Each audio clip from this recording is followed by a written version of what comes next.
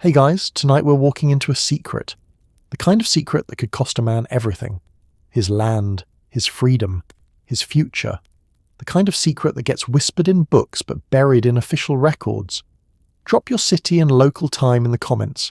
I want to know where you're watching from while I tell you about a 20-year-old who walked into a land office and swore under oath he was 21 and got away with it. Now settle in.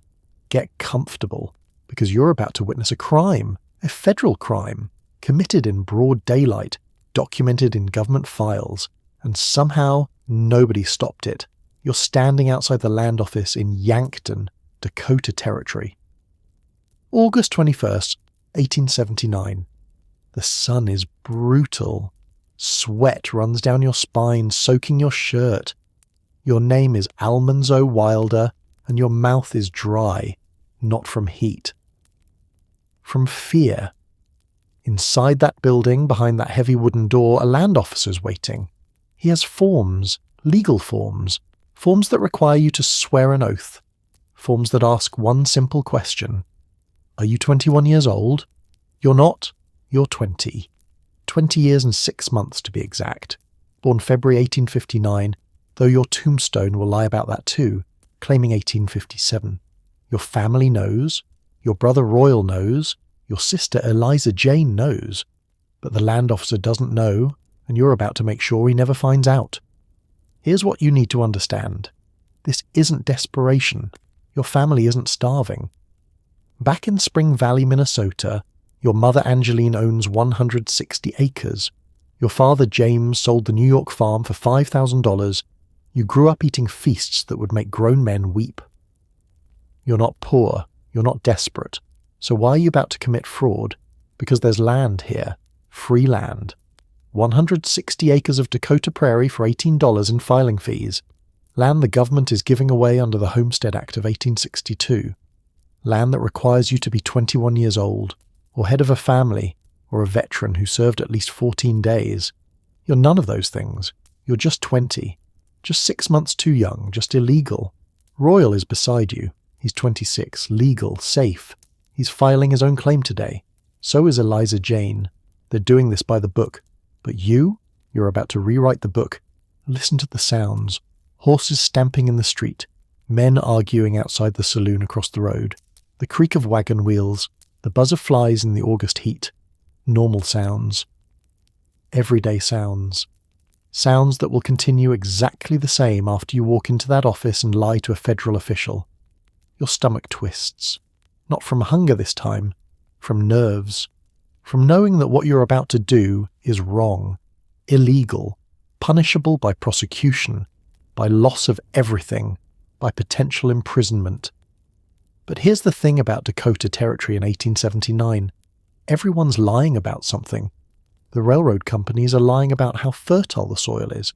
The immigration commissioners are lying about how easy farming will be. The settlers are lying about their plans, their backgrounds, their intentions. Everyone's bending the truth to get what they want. You're just bending your age. 2 years, that's all. In the grand scheme of frontier deception, it's almost nothing. The door opens, a man exits, papers in hand. Grin on his face. He just filed his claim, just secured his future, just became a landowner. He doesn't know you, doesn't care about you. Just nods as he passes, hat tipped against the sun. Your turn. You step forward. Royal puts a hand on your shoulder. Doesn't say anything. Doesn't need to. You both know what's about to happen. What has to happen. What you've travelled several hundred miles to do. The land office is dim. Cooler. Smells like paper and ink and sweat. The officer sits behind a desk, pen ready, forms stacked. He's processed dozens of claims today. Will process dozens more. You're just another face. Just another hopeful settler. Just another young man trying to build a future in Dakota Territory. He looks up. Name? Almanzo Wilder. Age? This is it. This is the moment. The moment that will define everything that comes after. The moment that will determine whether you become a landowner or walk away with nothing. You look him straight in the eye.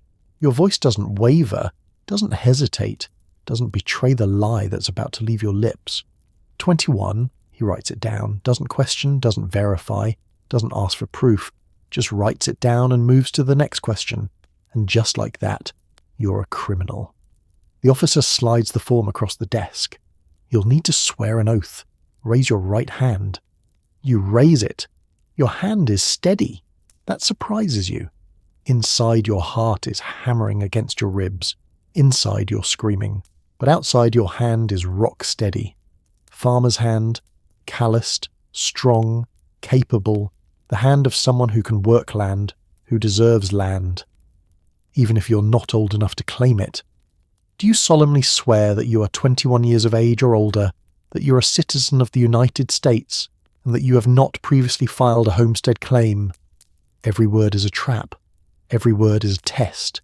Every word is an opportunity to stop this, to tell the truth, to walk away, to wait 6 months until February 1880 when you'll actually turn 21 and do this legally.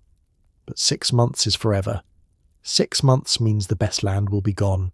6 months means other settlers will claim the parcels near the railroad, near water, near town. 6 months means losing everything to men who got here first. I do. 2 words. That's all it takes. 2 words and you're locked in, committed, guilty. A federal fraudster with ink drying on official government documents. The officer nods, stamps the paper, files it.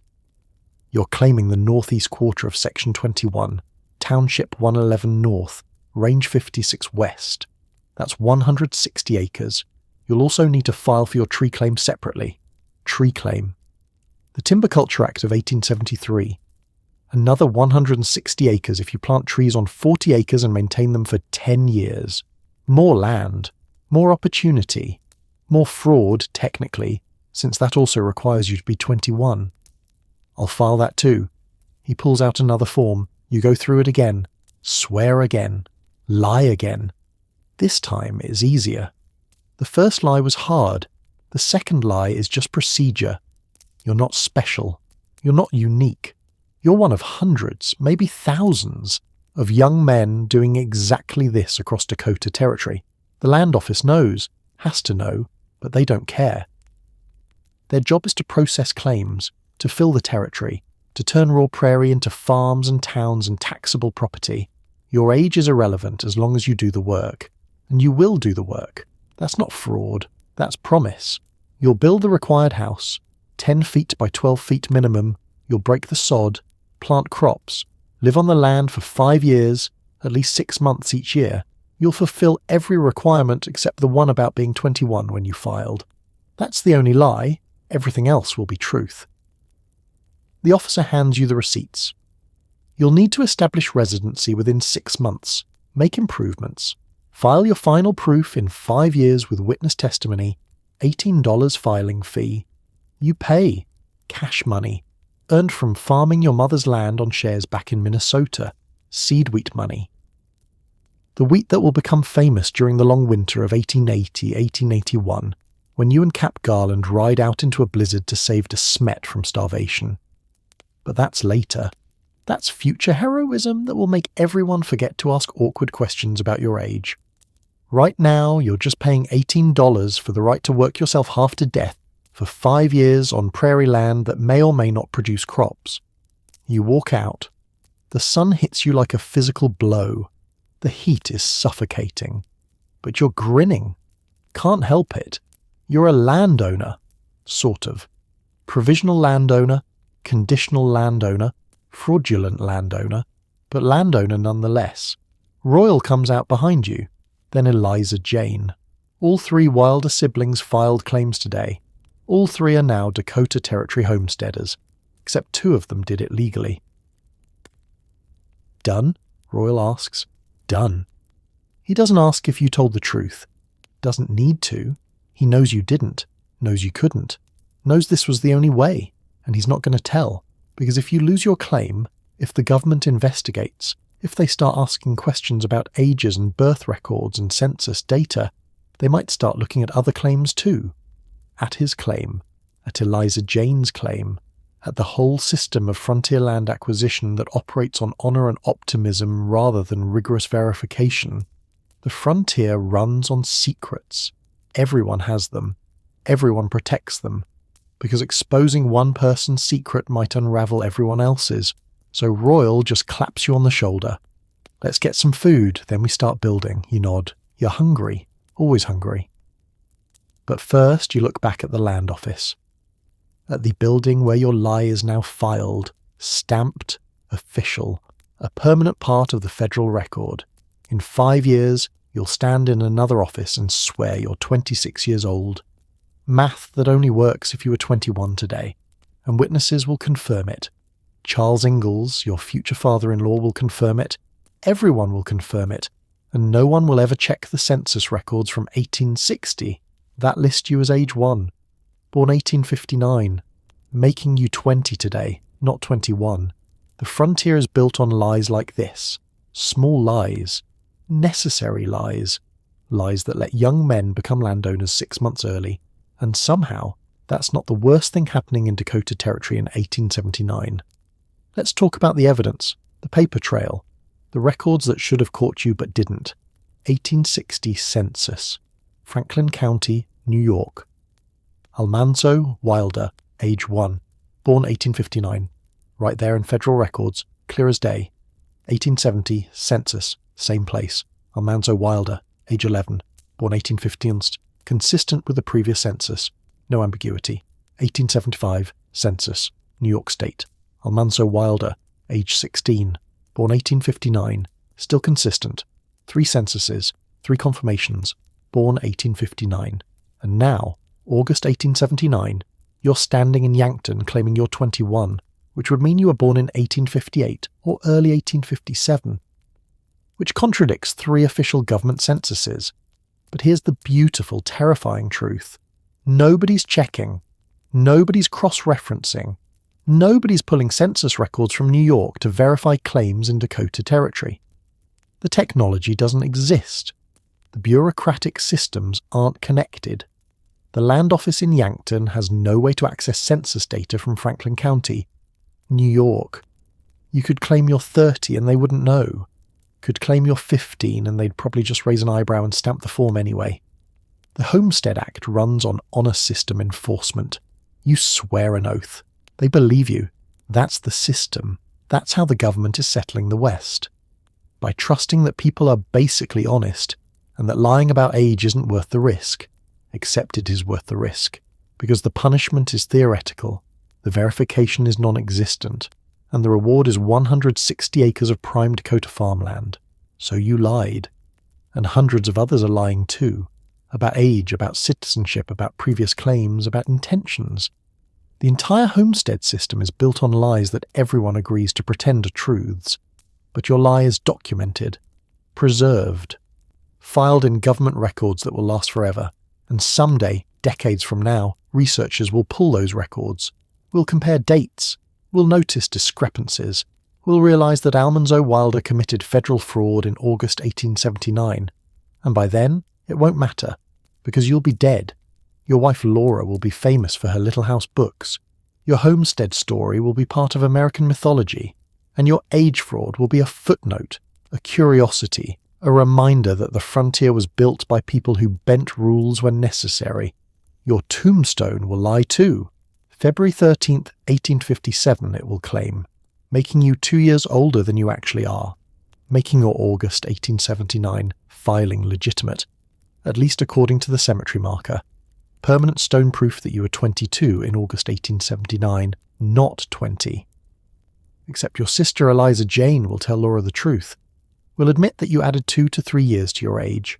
We'll confirm what the census records show, that you were born in 1859, not 1857. And Laura will write it down.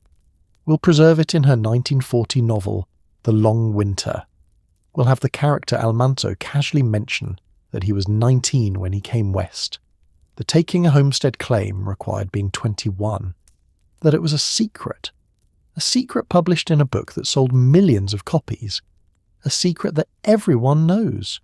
A secret that stopped being secret sometime in the 1940s, but couldn't be prosecuted because the statute of limitations had long since expired.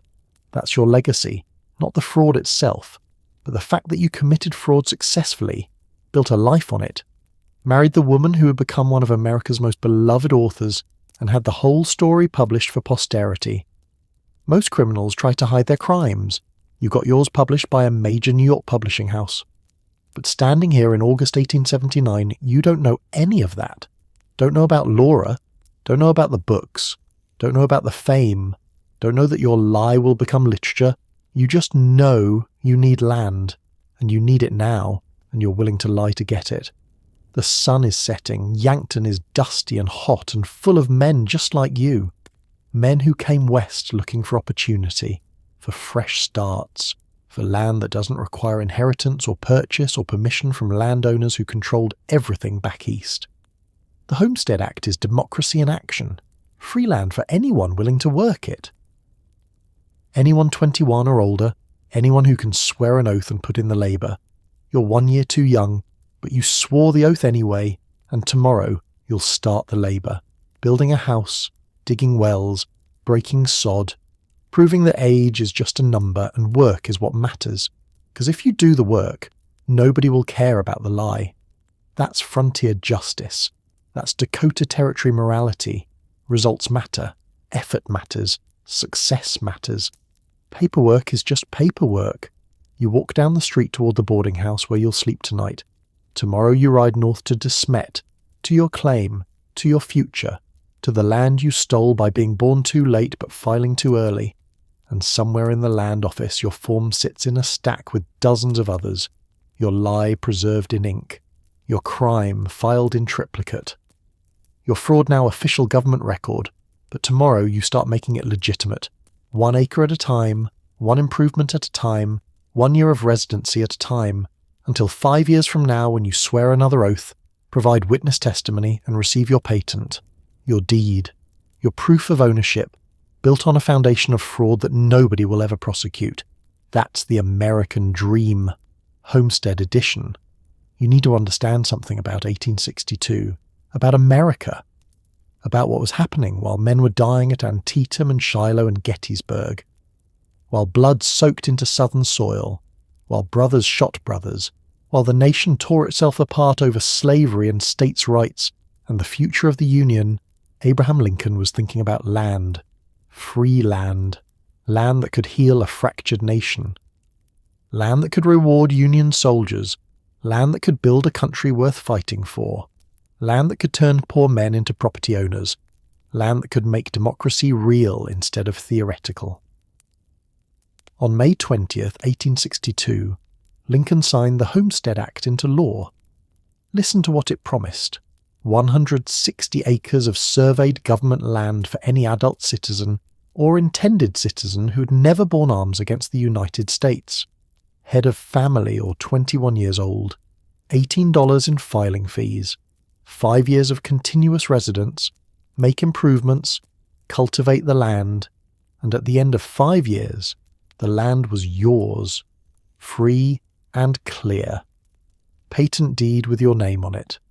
Property rights, voting rights, status, the American dream codified into federal law. But here's what the law really meant.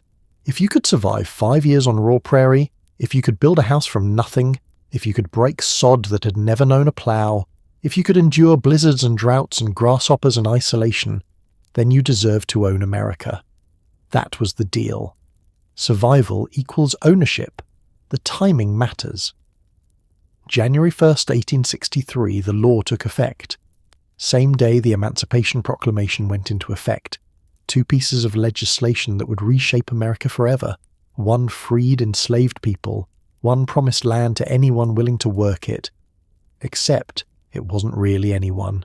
It was white settlers mostly, because the land wasn't empty, wasn't unoccupied, wasn't just sitting there waiting for farmers from New York and Minnesota and Illinois to claim it. The land belonged to someone. The Dakota Sioux, the Lakota, the Cheyenne, the Arapaho, nations who had lived on this prairie for generations, who hunted buffalo across these grasslands, who buried their dead in these hills, who considered this earth sacred. But in 1862, the United States government considered it public domain, available for settlement, free for the taking. Yours if you had the courage to file a claim and the strength to prove it up. The law was simple, almost elegant. Any person who is the head of a family or who has arrived at the age of 21 years and is a citizen of the United States, or who shall have filed his declaration of intention to become such. That was the requirement. That and $18.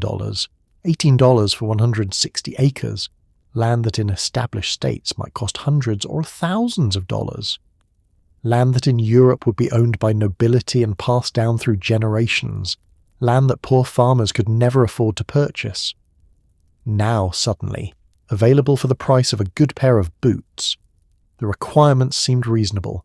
Build a habitable dwelling minimum 10 feet by 12 feet. Didn't have to be fancy, didn't have to be comfortable, just had to exist. 4 walls, a roof, a door, that counted. Live on the land for 5 years. Didn't have to be continuous. 6 months per year was enough. Could leave for the other 6 months to work elsewhere. Earn money, visit family. As long as you maintained residency and didn't abandon the claim. Cultivate at least 10 acres. Break the sod. Plant crops.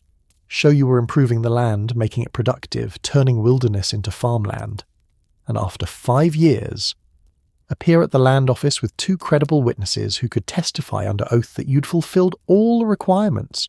Swear you hadn't abandoned the claim. Swear you'd lived there continuously for 5 years. Swear you were a loyal citizen of the United States, pay the final fee, receive your patent deed, become a landowner.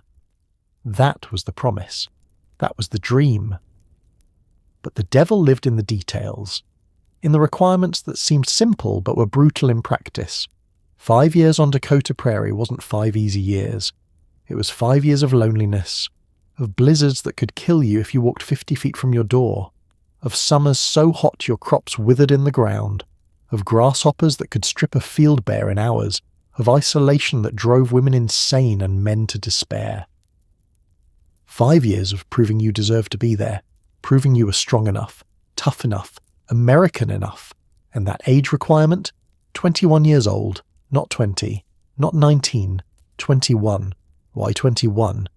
Because that was the age of majority, the age when men could vote, sign contracts, own property, the age when the law recognized you as an adult capable of making binding decisions.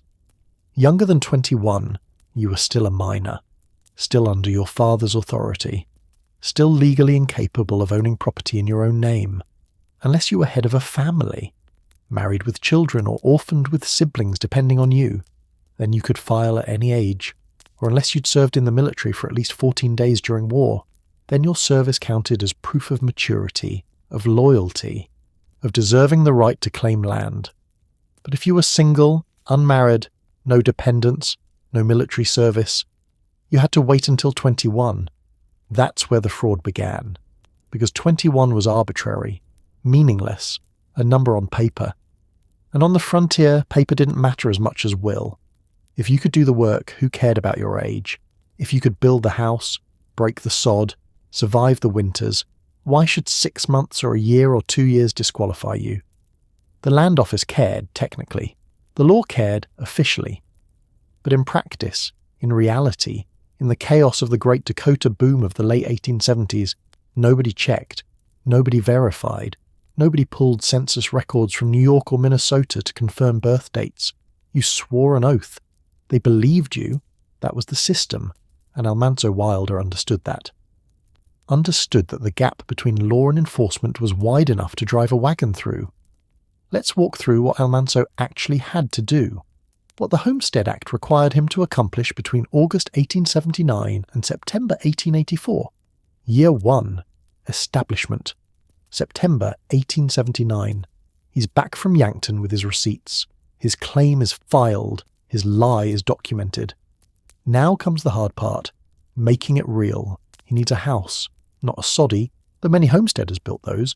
Almanzo comes from money, from farming success, from a family that understands that appearance matters. So he builds a 12 by 12 frame shanty on the northeast corner of his claim. Frame, not sod. Lumber, not prairie earth. It's a statement, a declaration. I'm not desperate. I'm not poor. I'm a serious farmer establishing a serious operation. The shanty has a cellar, 2 doors, 1 window, It's small, but it's proper. It meets the minimum requirements and exceeds them. He digs 2 wells. Water is life on the prairie. Without reliable water, the claim fails. He finds it, and that's proof he chose his land wisely. He breaks sod. 5 acres the first year, as required by the Timber Culture Act for his tree claim. The prairie fights back. The sod is thick, tough, roots woven together like rope. It takes a strong team and a sharp plough and endless patience. But he does it, because he grew up farming, because his father taught him, because he's been training horses and oxen since he was 9 years old. This is what he knows. This is what he's good at. Year 2, survival, winter, 1879-1880. The first winter on the claim. He's alone much of the time. Royal is on his own claim. Eliza Jane is teaching school. Almanzo is 21 now, actually 21 as of February 1880. Doesn't matter. The lie is already filed, already permanent, already part of the official record. He works for the railroad contractors, earns wages, builds capital, saves money for improvements, for livestock, for the future. The homestead law allows this. 6 months residency per year. He can leave for work as long as he returns, as long as he maintains the claim, as long as he doesn't abandon it. He's careful, never gone more than a month at a time, always coming back, always improving, always proving he's serious. Year 3, the test, winter, 1880, 1881, the long winter, the winter that will make him a legend. October 1880, the first blizzard hits, then another, then another. By January, the town of Smet is isolated. No trains, no supplies, no coal, no food beyond what people stored in the fall. The wheat is running out. People are grinding seed wheat, the wheat meant for spring planting, just to have flour for bread. This is when Almanzo and Cap Garland make their move. Somebody heard about a settler southwest of town who might have wheat, might be willing to sell. It's dangerous. Insane, really. The temperature is brutal. The wind is vicious. Another blizzard could hit any moment. They could get lost, freeze to death, disappear into the white and never be found. But they go anyway. 12 miles into open prairie, find the settler, negotiate for 60 bushels of wheat, pay with their own money, their own risk, load the wheat onto sleds, start back toward Smet. The sleds keep breaking through snow into slough grass. They're exhausted, cold, desperate. They make it back just before the next blizzard hits, save the town, become heroes. And here's the thing about being a hero. Nobody asks awkward questions about your age after you risk your life to save them from starvation. The wheat run burnishes Almanzo's reputation, makes him respectable, makes him somebody people trust, somebody people owe. That matters when it comes time to file final proof, when you need witnesses, when you need community members to vouch for your character, your residency, your improvements.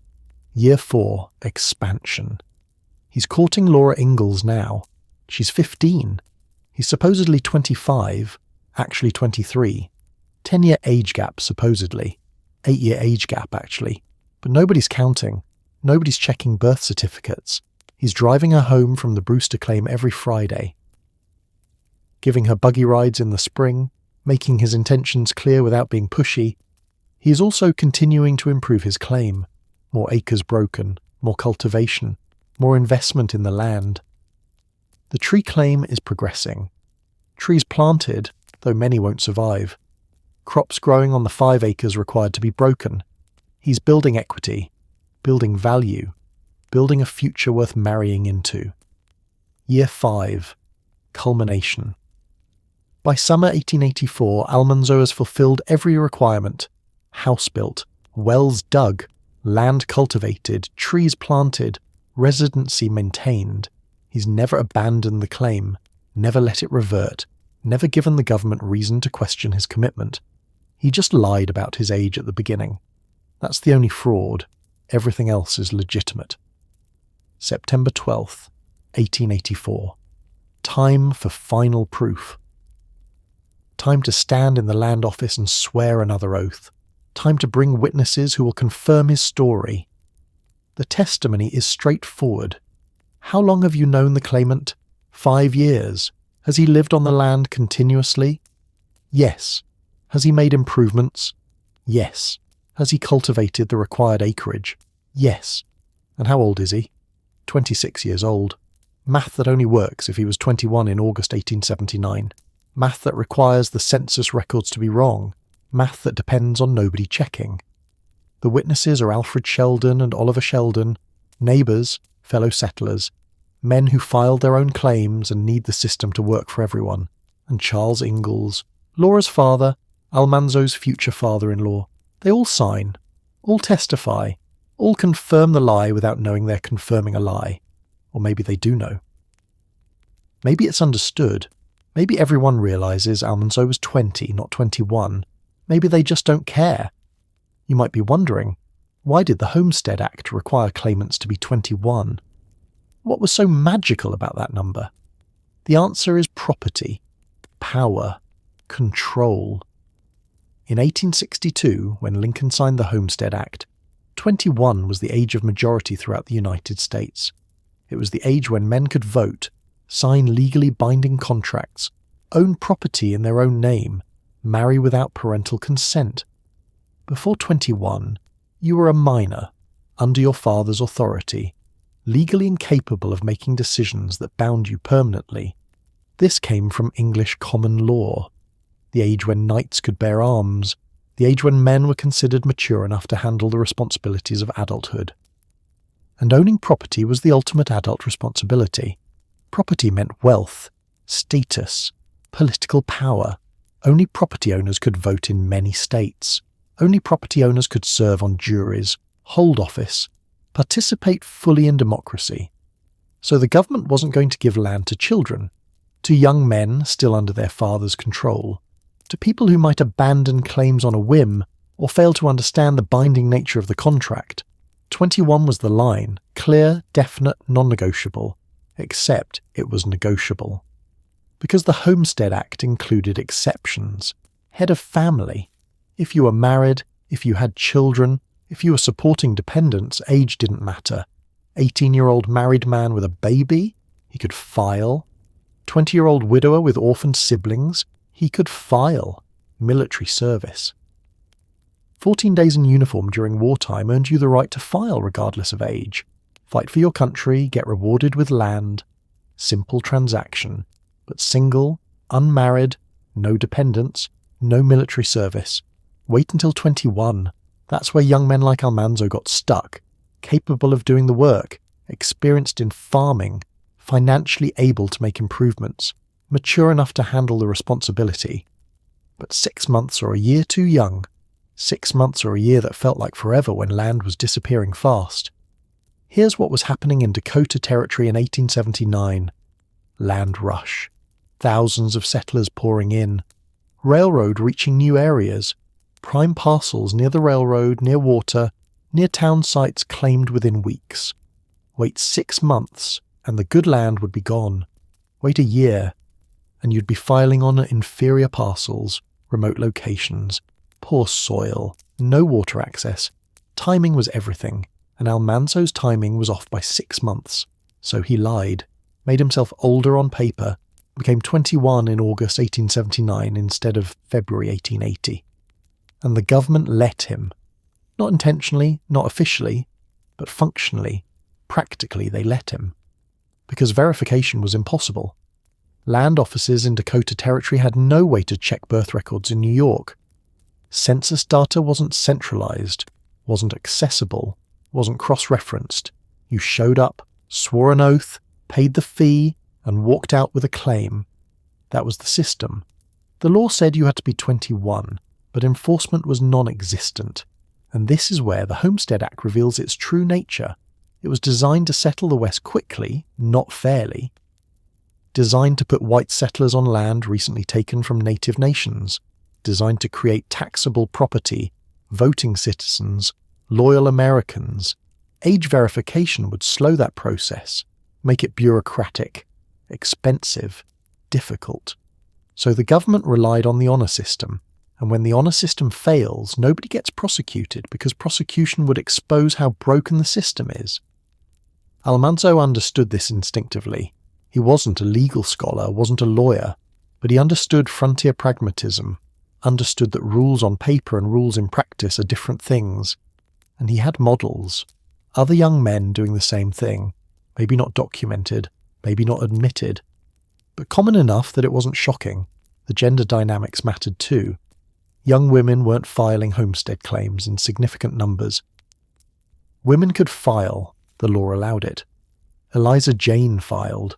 Other single women filed, but mostly it was young men, 20-year-olds desperate to establish themselves, to own property before marriage, to have something to offer when courting. Because in 1879, Dakota Territory, land equaled marriageability. Without land, you were nobody, just another hired hand, another labourer, another man without prospects. With land, you were a landowner, a future husband, a man worth considering. The demographic imbalance made this urgent. The Smet area had roughly 30 single women between ages 12 and 20, many more single men. Competition was fierce. Own land and you had an advantage, an enormous advantage. You became desirable, stable, established. Wait until February 1880 to file, and 6 months of prime courting season disappears. 6 months when other young men are establishing claims, building houses, proving their good prospects. So Almanzo lied in August 1879, filed early, got his claim before the best parcels were gone, began building immediately, and by the time Laura Ingalls noticed him in late 1879, he was already a landowner, already established, already someone Pa Ingalls had to take seriously. That's why the age mattered. Not because Almanzo couldn't do the work at 20, he could, he proved that, but because the law created an artificial barrier that separated capable young men from opportunity. And when laws create artificial barriers, people find ways around them. The Homestead Act wanted to settle the West, wanted white farmers on Dakota Prairie, wanted native land transformed into American property. Whether those farmers were 20 or 21 was irrelevant to the real goal. So Almanzo lied, and the system let him. Because the system needed him more than it needed strict age verification. That's the truth about the Homestead Act, not the myth of free land and equal opportunity, but the reality of frontier pragmatism, selective enforcement, and the understanding that survival mattered more than paperwork. Almanzo survived, built his claim, married Laura, became part of American mythology, and his lie, filed in triplicate, preserved forever, never prosecuted. That's how you steal land legally. You need to understand where Almanzo came from before you can understand why he lied. Burke, New York, Franklin County, 5 miles from the Canadian border, a place so cold that winter kills livestock if you let your guard down for a single day, a place so prosperous that some families eat better than New York City merchants. The Wilder family was one of those families. James Mason Wilder bought his farm in 1840 for $342. 120 acres. Good land. Productive. Near Malone, the county seat. Close enough to markets. Far enough from town to be peaceful. By 1860, that farm was worth $4,000. By 1870, he sold it for $5,000. That's not luck. That's skill. That's knowing how to work land, how to choose crops, how to read markets, how to build something that increases in value year after year. James wasn't just a farmer. He was a businessman disguised as a farmer. He raised Morgan horses, premium stock, the kind cavalry officers wanted. The kind wealthy men paid top dollar for. Breeding quality horses isn't farming, it's investment, it's understanding bloodlines and confirmation and market demand. He also grew hops, cash crop. Beer production was booming in the 1850s and 1860s. German immigrants were building breweries across America. Hops were gold. Green, fragrant gold. The Wilder farm produced them by the ton, sold them for substantial profit, created income that went straight into the bank. And Angeline ran a butter business, not hobby butter making, commercial operation. She made butter so good that merchants in Malone paid premium prices, paid more than they paid other farms, because Wilder butter was consistent, quality, reliable, the kind of product that builds reputation, that creates repeat customers, that generates steady income. So when Almanzo was growing up, money wasn't the problem. The Wilders had money, had security, had abundance. The meals described in Farmer Boy weren't fiction, they were real. Almanzo really did eat chicken pie for breakfast, really did consume 4 helpings of fried apples and onions, really did live in a house where food was never scarce. This matters. This is crucial. Because it means Almanzo didn't lie about his age out of desperation, didn't commit fraud because his family was starving, didn't need Dakota land to survive. He had options, could have stayed in Minnesota where his mother owned 160 acres, could have worked his father's land on shares indefinitely, could have hired out as a skilled farmhand and made good wages, could have become a wheelwright like Mr. Paddock offered. He had choices, safety nets, fallback plans. So why lie? Why risk federal prosecution for land he didn't desperately need? Because of what James taught him. Because of the values drilled into him from age 9 onward. Because of one conversation in a wagon shed in 1868 that defined everything that came after. A farmer depends on himself and the land and the weather. If you're a farmer, you raise what you eat, you raise what you wear, and you keep warm with wood out of your own timber. You work hard, but you work as you please, and no man can tell you to go or come. You'll be free and independent, son, on a farm. Freedom, independence, self-reliance. Not security, not comfort, not guaranteed income. Freedom. That's what James valued. That's what he taught. That's what Almanzo absorbed through childhood, through watching his father refuse to borrow money ever. Through learning that debt is slavery, that dependence on others is weakness, that the only life worth living is one where you control your own time, your own labour, your own destiny. The Wilder family prosperity wasn't about accumulation. It was about independence, about creating a life where no employer could fire you, no landlord could evict you, no economic panic could destroy you, where you produced what you needed and sold the surplus and owed nothing to anyone. That philosophy shaped Almanzo, shaped every decision he made, shaped why he left Minnesota comfort for Dakota uncertainty, shaped why he lied about his age rather than wait 6 months. Because independence doesn't wait, doesn't compromise, doesn't accept artificial barriers between capable men and opportunity. But the prosperity was ending. The late 1860s brought crop failures to Burke, hops especially. Disease swept through hop yards across New York, wiped out entire operations. The Wilder crop failed multiple years in a row. Income dried up, savings depleted. The farm that seemed permanent suddenly seemed temporary. So James made a decision. Move west, to Minnesota, to cheaper land, to new opportunities, to a place where prosperity could be rebuilt before it was completely lost. They left in 1870 or 1871, packed everything valuable, sold the farm, moved to Spring Valley, Minnesota, started over. James was in his late 50s, starting over, building again, refusing to quit, refusing to accept failure, demonstrating through action what he'd taught through words. Work hard, adapt, survive, build something that lasts, and if it doesn't last, build again. Almanzo watched, learned, absorbed. He was 11 or 12 during the move, old enough to understand what was happening, old enough to see his father's determination, old enough to learn that prosperity is temporary but values are permanent. And values matter more than money, more than land, more than location. The Wilders settled in Spring Valley, Fillmore County, good land, productive. They rebuilt, bought property, established operations, created stability again. By 1877, Royal purchased land there. Eliza Jane was teaching. Alice was helping mother. The family was functioning, prospering again. Not Burke-level prosperity, but comfortable, secure, surviving.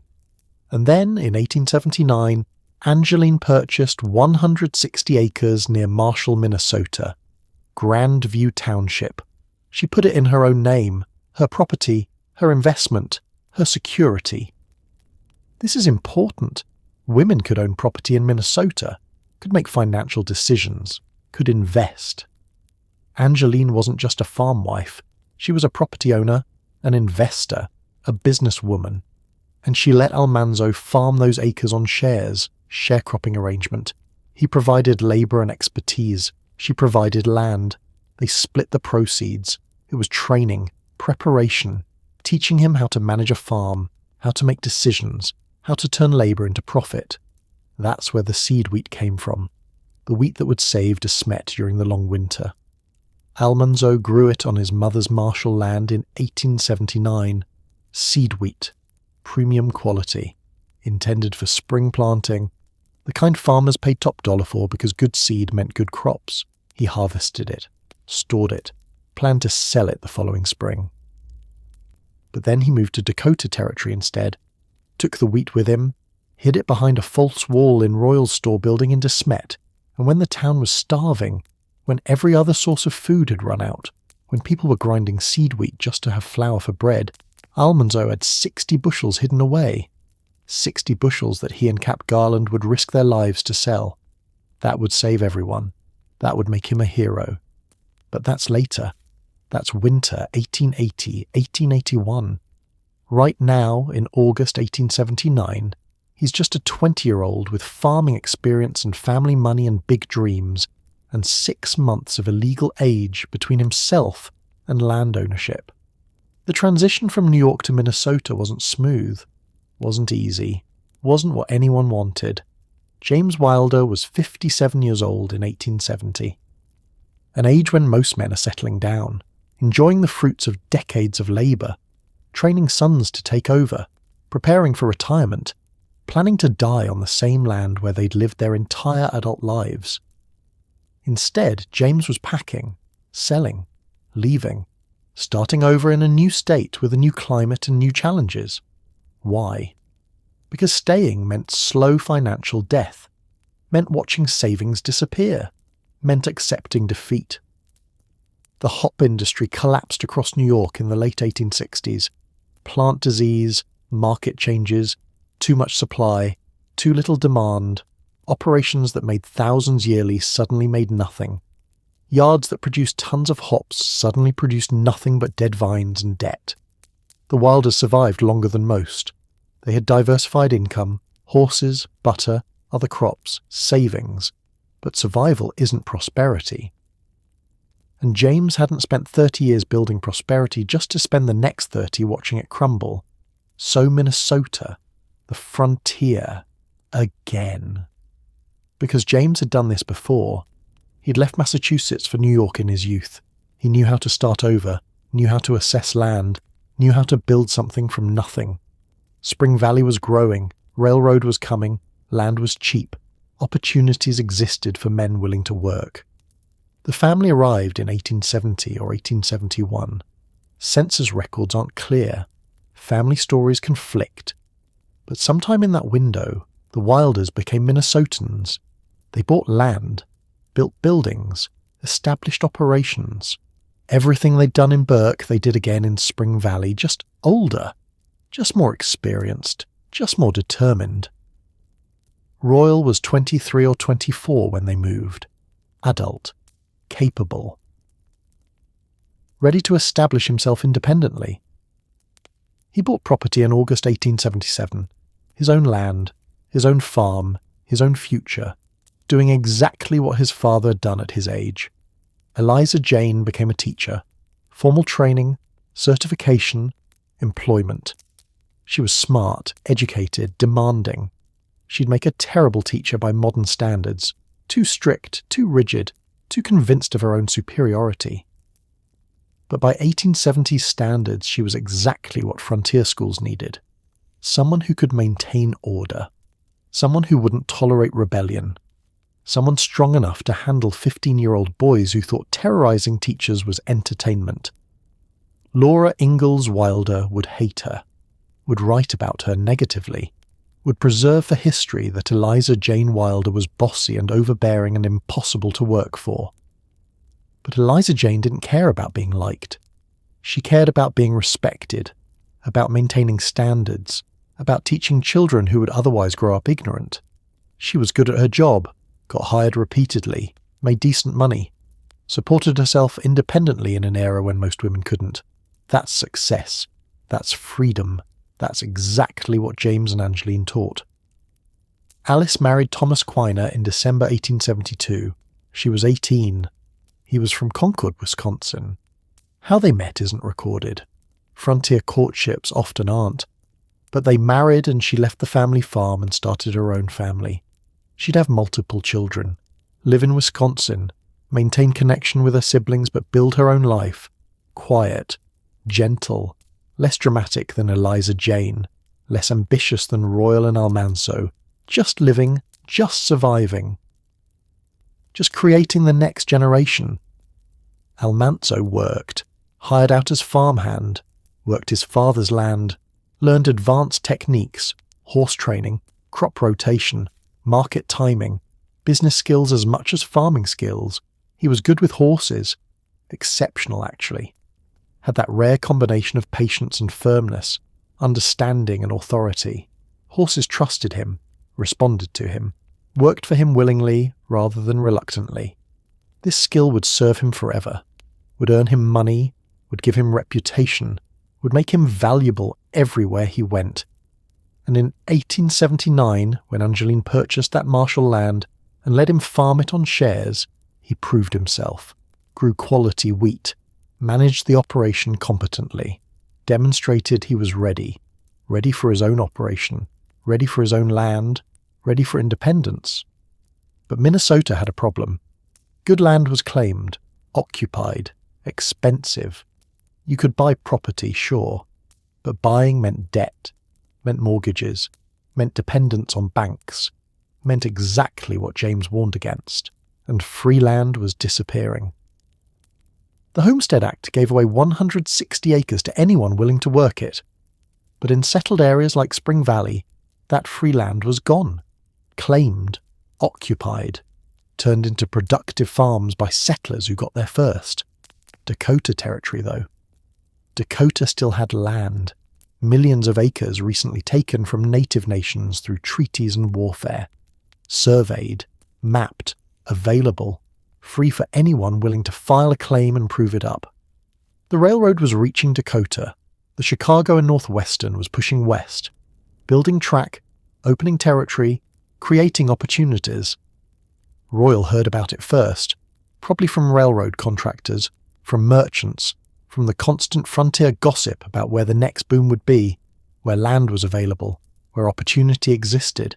He investigated, made inquiries, travelled to see it, came back convinced.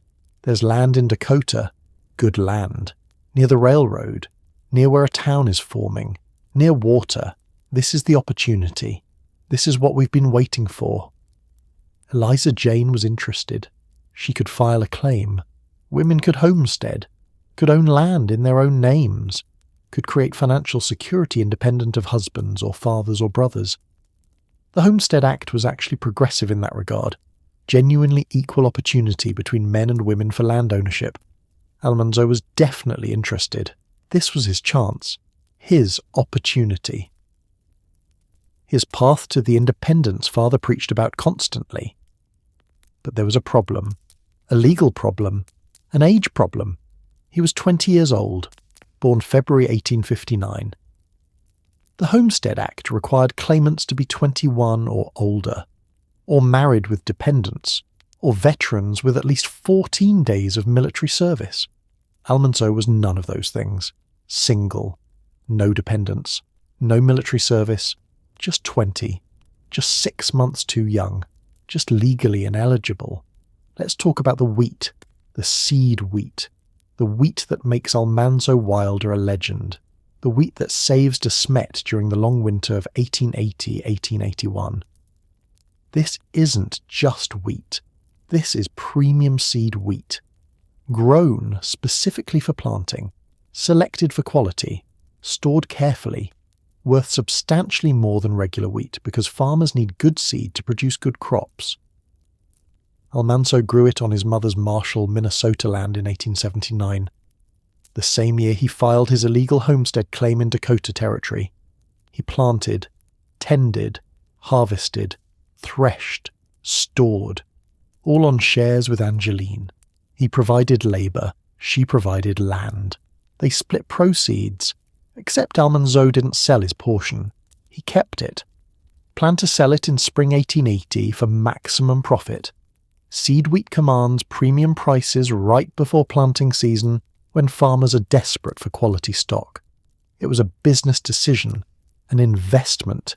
Turn crops into cash at the best possible moment, maximize return, build capital. But then he moved to Dakota Territory in late 1879, took the wheat with him, 60 bushels, heavy, valuable. Transported hundreds of miles to a new settlement called Smet, where a town was forming around the railroad. He stored it carefully, behind a false wall in Royal Store Building, hidden, protected, preserved. Because this was his investment, his capital, his future financial security. And then winter came. Not normal winter, the long winter, the winter that tried to kill everyone. October 1880. First blizzard, then another, then another. By November they were coming every few days. 3-day blizzards, 4-day blizzards, week-long storms that made going outside suicidal. That isolated the town completely, that prevented trains from reaching them. No trains meant no supplies, no coal, no food beyond what people had stored in fall. No way to get more until spring. The town had maybe 60 people. Small, new, unprepared for this kind of winter. Most settlers expected normal winters, hard winters, but not this, not storms that never stopped. Not isolation that lasted months, not starvation. By January the wheat was running out. People were grinding seed wheat, the wheat meant for spring planting just to have flour for bread, eating their future to survive the present, destroying next year's crops to survive this year's winter. And then someone remembered. Someone heard. Somewhere southwest of town, maybe 12 miles out, there was a settler. Anderson. He'd harvested wheat in fall. Maybe he still had some. Maybe he'd sell. The problem was getting there. 12 miles in blizzard conditions. 12 miles across open prairie with no roads, no landmarks, nothing but white in every direction.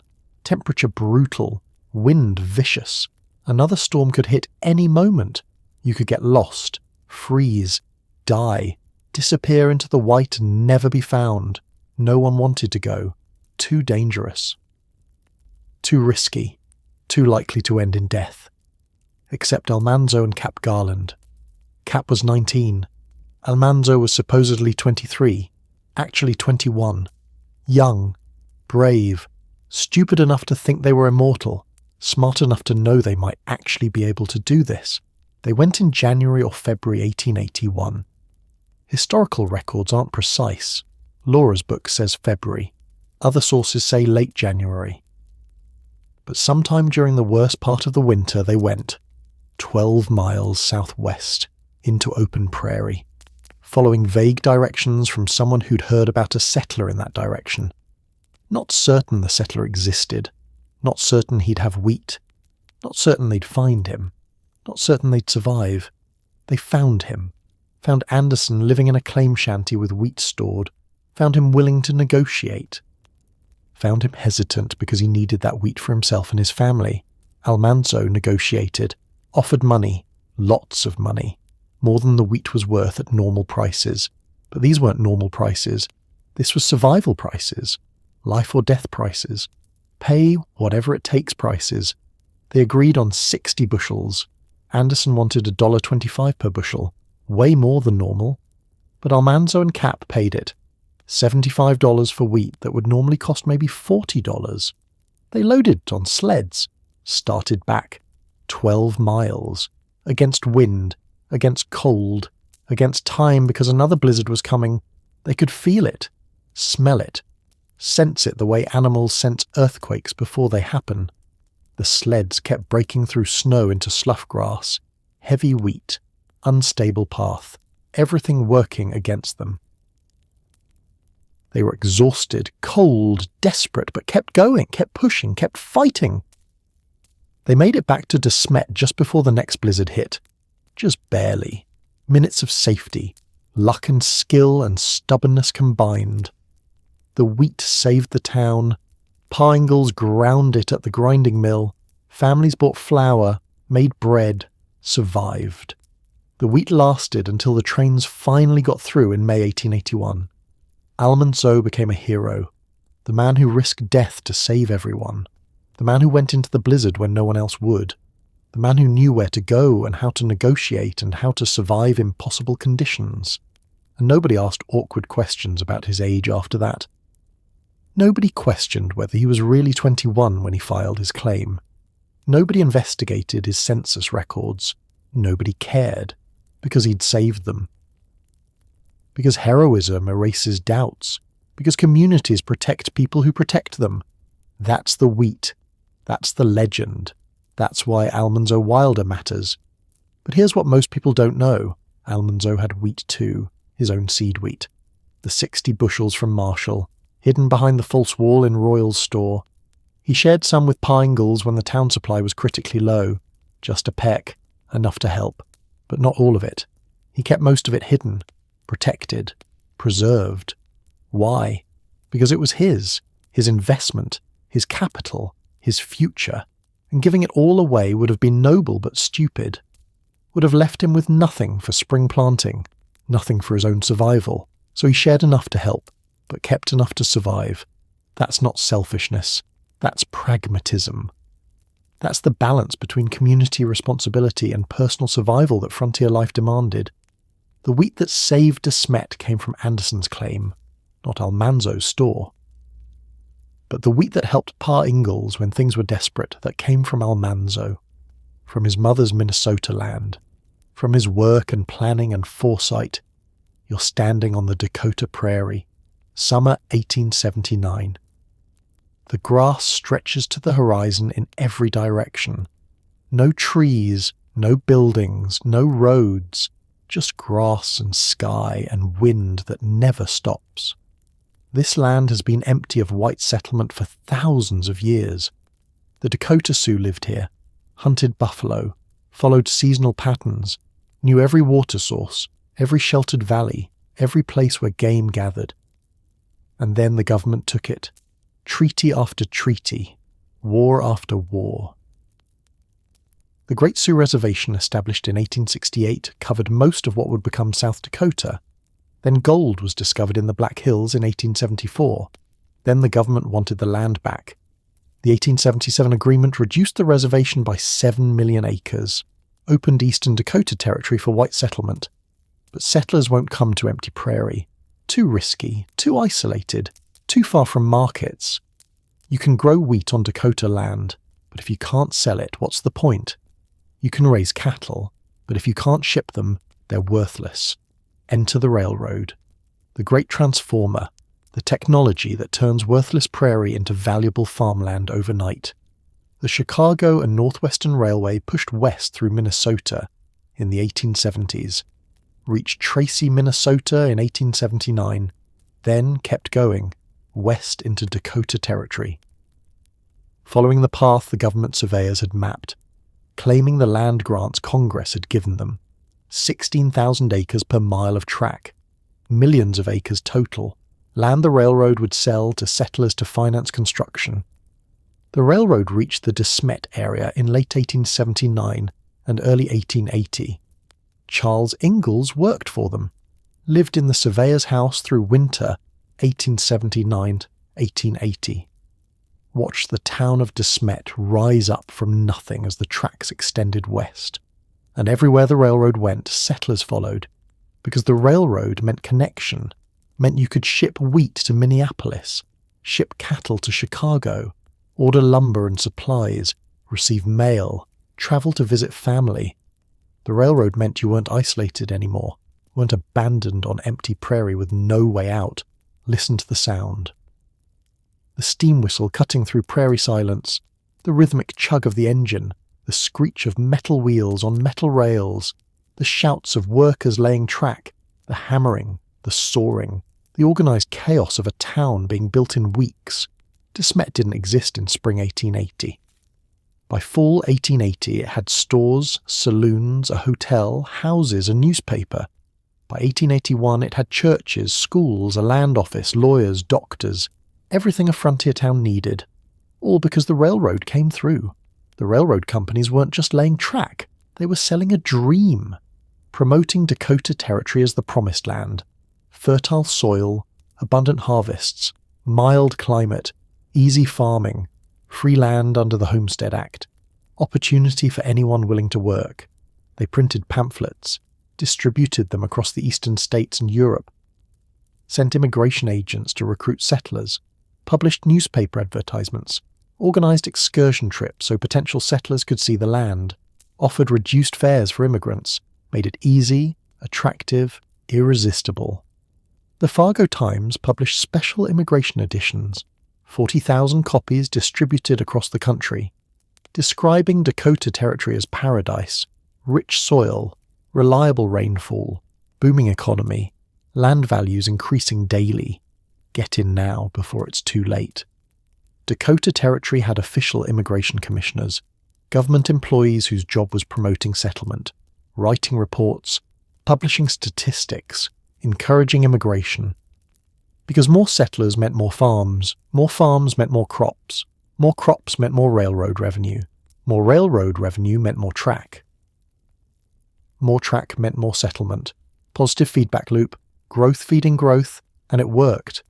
The population exploded from 11,266 in 1870 to over 328,000 by 1890. That's 28 times larger in 20 years.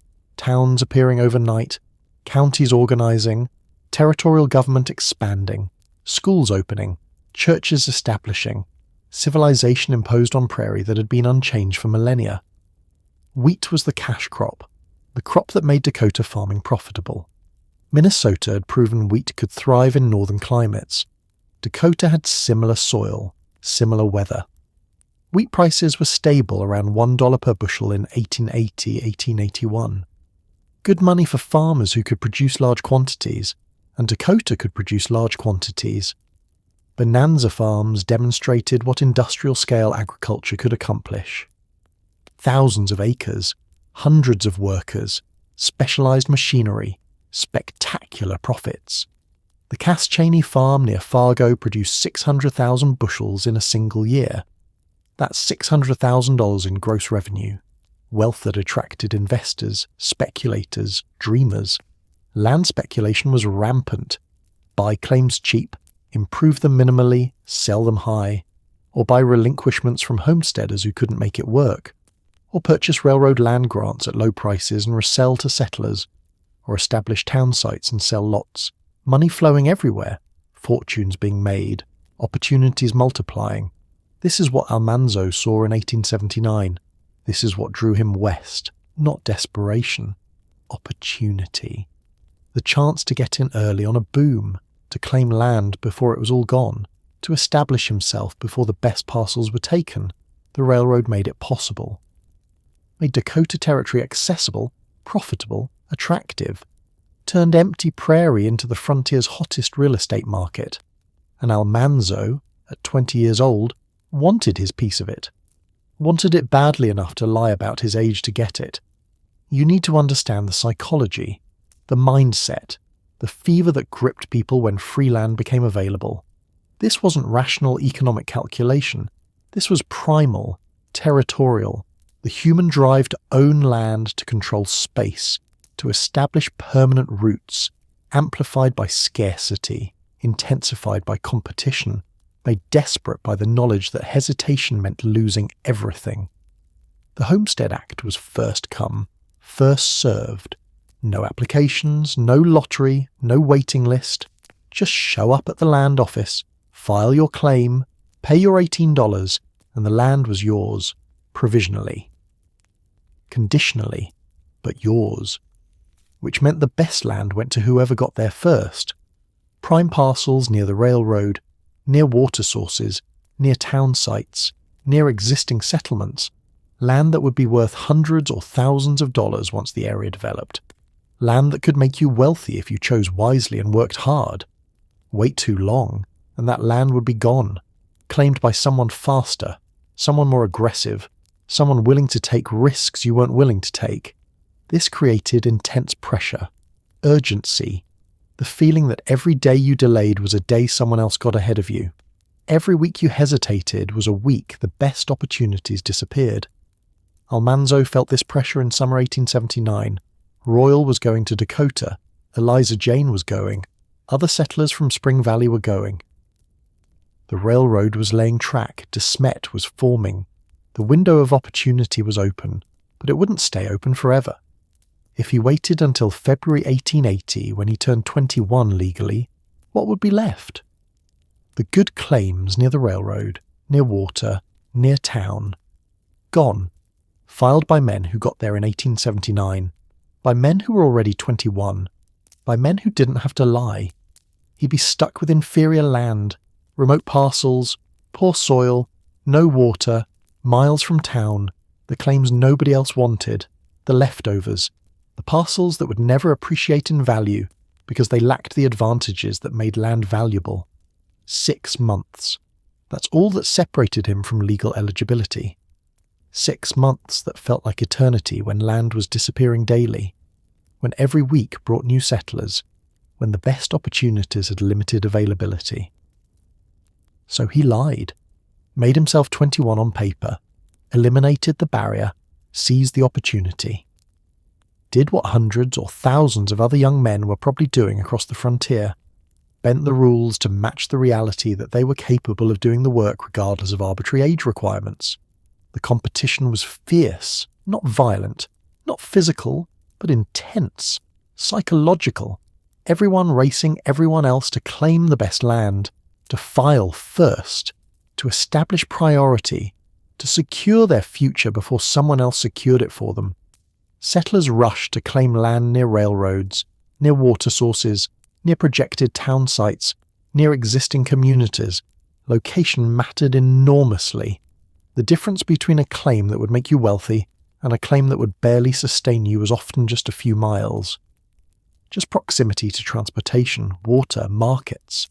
The land office in Yankton processed hundreds of claims, thousands over the boom years, men filing homesteads, filing tree claims, filing preemption claims, using every legal mechanism available to accumulate as much land as possible, building empires, creating futures, establishing dynasties, and the land office didn't scrutinize closely. Couldn't. Too many claims, too much volume, too few staff. The system relied on honor, on applicants telling the truth, on witnesses being honest, on the assumption that people wouldn't commit federal fraud for 160 acres of prairie. But they did. Not everyone. But enough. Enough that age falsification, residency fraud, dummy claims and speculation schemes were common, widespread, accepted as the cost of rapid settlement. The government wanted the West settled, wanted white farmers on land recently taken from native nations, wanted territorial populations growing towards statehood. Strict enforcement would slow that process, make it harder, discourage settlement. So enforcement was lax, verification was minimal, prosecution was rare. The system worked on trust and turned a blind eye to violations that didn't seem to hurt anyone. Who was harmed by Almanzo claiming land at 20 instead of 21? Nobody. The land was there. The government wanted it settled. Almanzo would do the work, would fulfill the requirements, would transform raw prairie into productive farmland, would contribute to the tax base, the economy, the community. His age was irrelevant to his ability to succeed. The law said 21, but the reality was that 20-year-olds could farm just as well as 21-year-olds. Better sometimes. Younger meant stronger, more energetic, more adaptable, more willing to endure hardship. So the rush mentality justified bending rules, made lying seem reasonable, made fraud seem acceptable. Because everyone understood that the rules were arbitrary, and enforcement was inconsistent, and what really mattered was results. Get the land, prove it up, make it productive, That was success. How you got there was less important than whether you got there. Almanzo got there, filed his claim, established his homestead, started his 5-year proving process, became part of the Great Dakota Boom, part of the flood of settlers transforming the territory, part of the system that displaced native peoples and replaced buffalo prairie with wheat fields. The rush mentality didn't encourage ethical reflection, didn't promote consideration of consequences, didn't ask whose land this really was or who paid the price for white settlement. It just said, get yours before it's gone, claim what you can, build what you want, the opportunity is now, take it or lose it. Almanzo took it. Let's talk about marriage, about manhood, about what it meant to be a 20-year-old single man in Dakota Territory in 1879. Without land, you were nobody. A labourer, a hired hand, someone who worked other people's property for wages, someone without status, without prospects, without a future worth offering to a woman. With land, you were somebody, a landowner, a homesteader, a man building something permanent. A man with prospects, a man worth marrying. The demographics made this crucial. The Smet area had approximately 30 single women between ages 12 and 20, many more single men. The gender imbalance was severe, common across the frontier, typical of new settlements where men arrived first, claimed land, established farms, then sought wives. If you were a single woman in De Smet in 1880, you had options, choices, multiple men interested in courting you, multiple offers.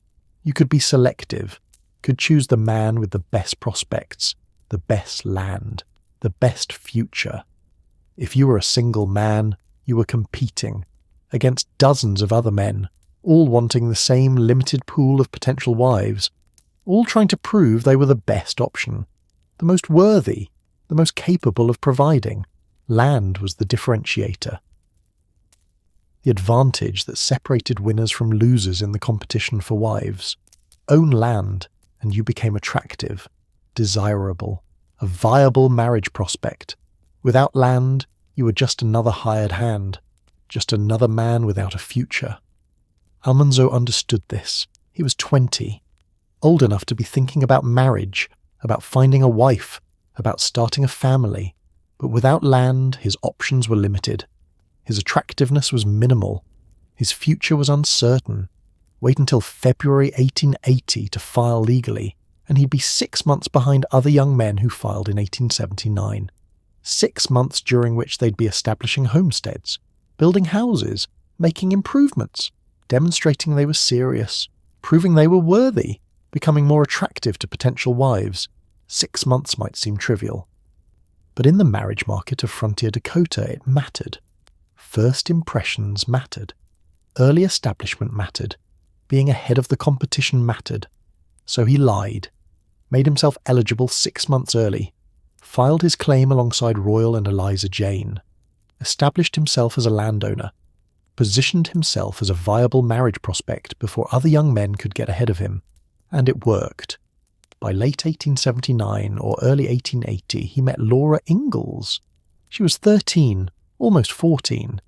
He was supposedly 23, actually 21, too young for immediate courtship, but not too young to make an impression, to establish himself in her awareness, to position himself for future courting when she was old enough. By 1882, when Laura was 15, Almanzo was driving her home from the Brewster School where she was teaching. Courting her properly, demonstrating his intentions, offering her a future on his homestead, a future that only existed because he'd lied about his age in 1879 to claim land before it was all gone. Would Laura have married him without the land? Maybe. She loved him. But love wasn't enough on the frontier. Practical considerations mattered. Could he provide? Did he have land? Could he support a family? These weren't optional questions. They were essential. Life or death, survival or failure. Almanzo could answer yes to all of them, because he owned land, because he'd filed his homestead claim, because he'd positioned himself as a man with a future, a man worth marrying. Without that land, he'd have been just another hired hand, another farm labourer, another man without prospects. And Laura, intelligent and practical as she was, might have chosen someone else, someone with land, someone with a future, someone who could offer security. This is why young men had no choice, why lying about age seemed justified, why breaking federal law felt necessary. Because the alternative was remaining nobody, having nothing, attracting no one, building no future. The frontier economy rewarded landowners, punished the landless, created a system where owning property was essential to success, respect, marriage, family, everything that made life worth living. And when the law placed artificial barriers between capable young men and land ownership, those men found ways around the barriers, not because they were criminals, because they were human, because they wanted what every human wants: status, security, family, future. Almanzo wanted to be worthy, wanted to offer Laura something real, wanted to build a life that mattered. The land made that possible. The lie made the land possible. Everything flowed from that decision in Yankton in August 1879 to swear he was 21 when he was only 20. By August 25th, 1885, when he married Laura, he'd proven himself, built his claim, survived the long winter, become a hero, established his reputation, made himself worthy through work and persistence and capability. But none of it would have happened without that first lie, that initial fraud, that decision to eliminate 6 months of waiting and claim his future immediately instead of legally. Young men in Dakota Territory in 1879 didn't have the luxury of patience, didn't have the security of waiting, didn't have the option of following rules when rules prevented them from competing for wives and futures and lives worth living. So they lied, and the system let them, because the system needed them more than it needed strict age verification. Almanzo was one of hundreds, maybe thousands. Young men who bent rules to claim their piece of the American dream 6 months or a year or 2 years early. The difference is, his lie became literature. His fraud became famous. His crime became part of the story his wife told millions of readers. And somehow, nobody cared. Because the story was too good, the romance too perfect, the life too admirable. The lie that launched it all? Just a footnote, just a necessity, just what young men did when they had no choice. September 1879. You're standing on your claim, your land. Except it's not really yours yet. Won't be yours for 5 years. Won't be yours until you've proven you deserve it, until you've survived, until you've built and cultivated and testified and convinced witnesses to lie for you about your age. But right now, it feels like yours. 160 acres of Dakota Prairie stretching in every direction. Grass as high as your waist. No trees, no buildings, no roads, just grass and sky and wind that never stops. You need a house. The law requires a habitable dwelling. Minimum 10 feet by 12 feet. You build 12 by 12. Frame construction, not sod. Lumber hauled from Volga before the railroad reached to Smet. Expensive, but worth it. Because appearance matters. Because you're not some desperate squatter. You're a serious farmer establishing a serious operation. The shanty goes up in days. Royal helps. Eliza Jane watches, criticizing your technique. You ignore her. Focus on the work.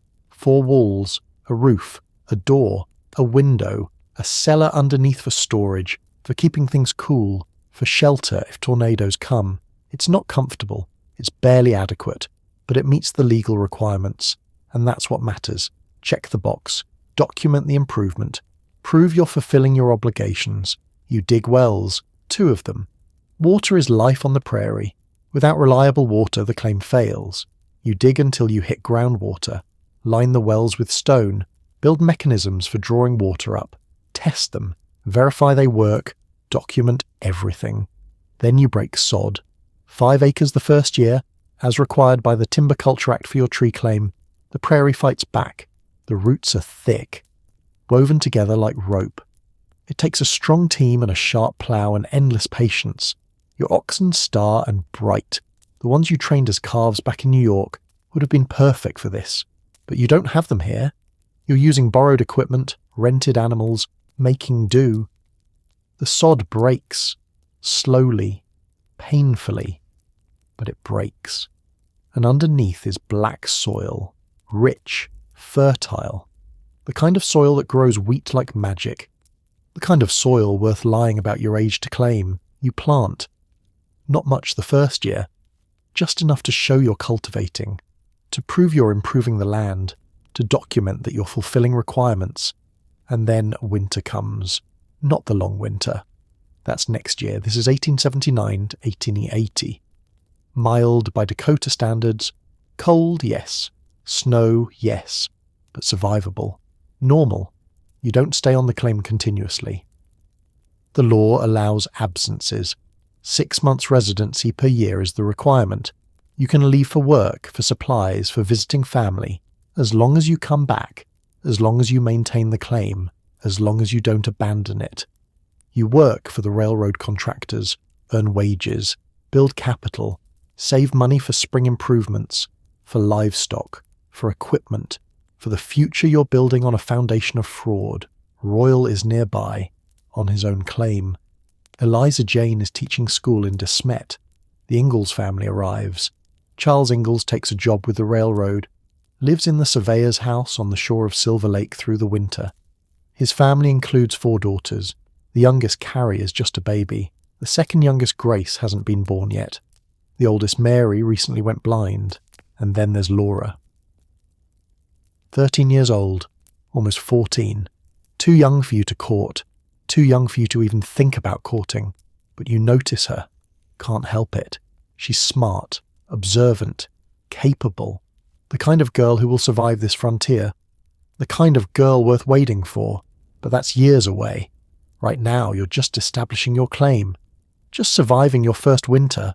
Just proving you can do this. Just building the life that will eventually make you worthy of someone like Laura Ingalls. The winter passes, spring comes, the prairie transforms from white to brown to green. Life returns. Opportunity returns. Work returns. You're back on your claim by May, breaking more sod, planting more crops, making more improvements, documenting everything, building the paper trail that will support your final proof testimony 5 years from now. February 1880, you turn 21, actually legitimately, legally 21, the age you claimed to be in August 1879 when you filed. The lie has caught up with reality. You're now the age you swore you were 6 months ago. Does that make the fraud disappear? Does that retroactively legitimize the claim? Legally, no. You filed while underage. The crime occurred. The false statement was made. The oath was violated. But practically it doesn't matter because nobody's checking. Nobody's investigating. Nobody cares. You're doing the work, fulfilling the requirements, improving the land. That's what matters on the frontier. Results, effort, success, not paperwork accuracy. Summer 1880. De Smet is booming. The town that didn't exist in 1879 now has stores, saloons, a hotel, houses, a newspaper. The railroad reached town in spring. Changed everything. Suddenly you're not isolated. Suddenly supplies are available. Suddenly settlers are pouring in. Suddenly your land, claimed earlier, is looking more valuable every day. You made the right choice. Lied at the right time. Filed when opportunity was maximum. Got in before everyone else. Before the rush. Before the good land was gone. The lie was worth it. And nobody knows except you, Royal, and Eliza Jane. And none of you are telling. October 1880. The first blizzard hits. Early. Too early. Settlers who've been here for decades say they've never seen a blizzard this early. It's a warning. A preview. A hint of what's coming. But nobody listens. Nobody prepares.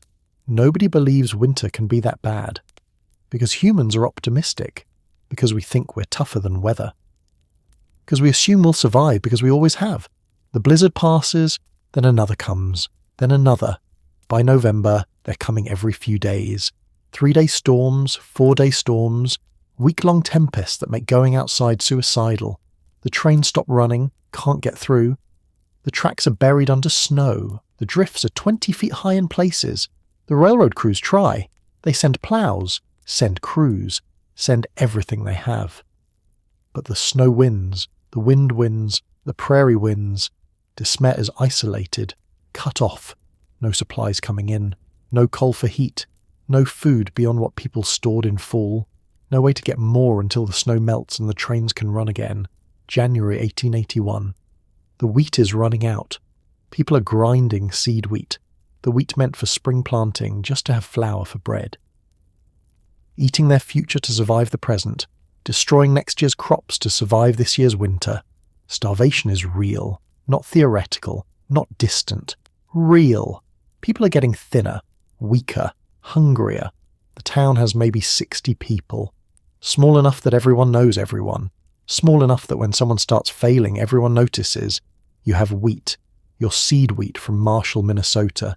60 bushels hidden behind a false wall in Royal Store Building. Premium quality. Worth substantially more than regular wheat because farmers need good seed. You could sell it. Could make a fortune. Starvation prices. Survival prices. Name your prices. People would pay anything for food right now, but selling would reveal you have it. And revealing you have it while others starve would make you a target. A villain. The man who hoarded while neighbours died. The man who profited from suffering. So you keep it hidden. Mostly. You share a little with Pa Ingalls when his family is desperately low. Just a peck. Enough to help, but not enough to deplete your supply. Not enough to leave you with nothing for spring planting. That's the balance. Community responsibility versus personal survival. Help enough to be decent. Keep enough to survive.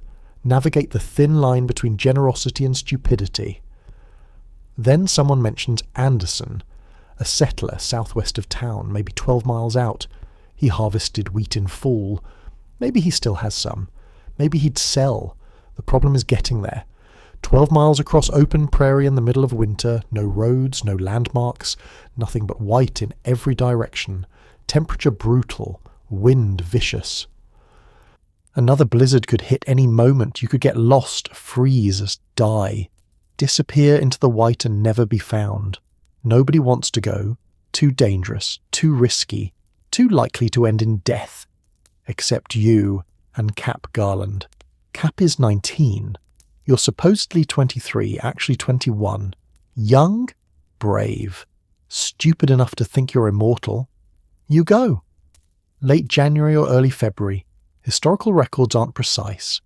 But sometime during the worst part of winter, you and Cap head southwest into open prairie, following vague directions from someone who heard about a settler in that direction. You find him.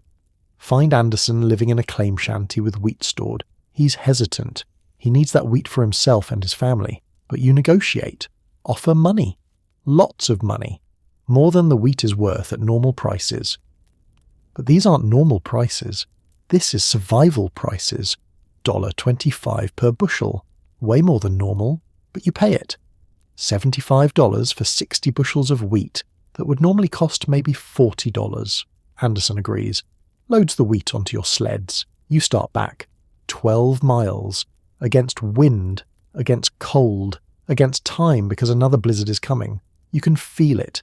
The sleds keep breaking through snow into slough grass. Everything works against you. You're exhausted, cold, desperate. But you keep going, keep pushing, keep fighting. Because turning back means everyone starves. Means the town dies. Means you become the men who tried and failed instead of the men who tried and succeeded. You make it back to De Smet just before the next blizzard hits. Just barely. Minutes of safety. Luck and skill and stubbornness combined. The wheat saves the town. Pa Ingalls grinds it at the mill. Families buy flour, make bread, survive. You become a hero. The man who risked death to save everyone. The man who went into the blizzard when no one else would. The man who succeeded against impossible odds. And nobody asks awkward questions about your age after that. Nobody questions whether you were really 21 when you filed your claim. Nobody investigates your census records. Nobody cares. Because you saved them. Because heroism erases doubts. Because communities protect people who protect them. The wheat run becomes legend. Becomes the story people tell. Becomes the reason everyone in De Smet owes you. Becomes the reputation that will carry you through final proof testimony. becomes the character reference that matters more than any document. You risked your life. You saved the town. That's worth more than being honest about your birthday. Living a lie is exhausting, not the physical work. That's just frontier life. Everyone works dawn to dusk. Everyone's exhausted. That's normal. The exhausting part is remembering, maintaining consistency, never slipping up, never contradicting yourself, never giving anyone reason to question the story.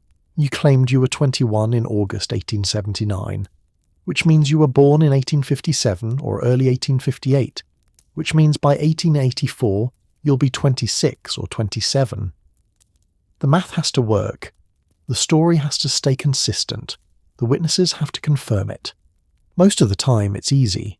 People don't ask about birth years, don't request documentation, don't verify claims. They just accept what you tell them. That's how frontier society works. Trust until given a reason not to trust. But sometimes it gets complicated, like when the census taker comes in June 1880, asking questions, recording information, creating permanent public records that anyone can access. Age? He asks. You're sitting in your shanty.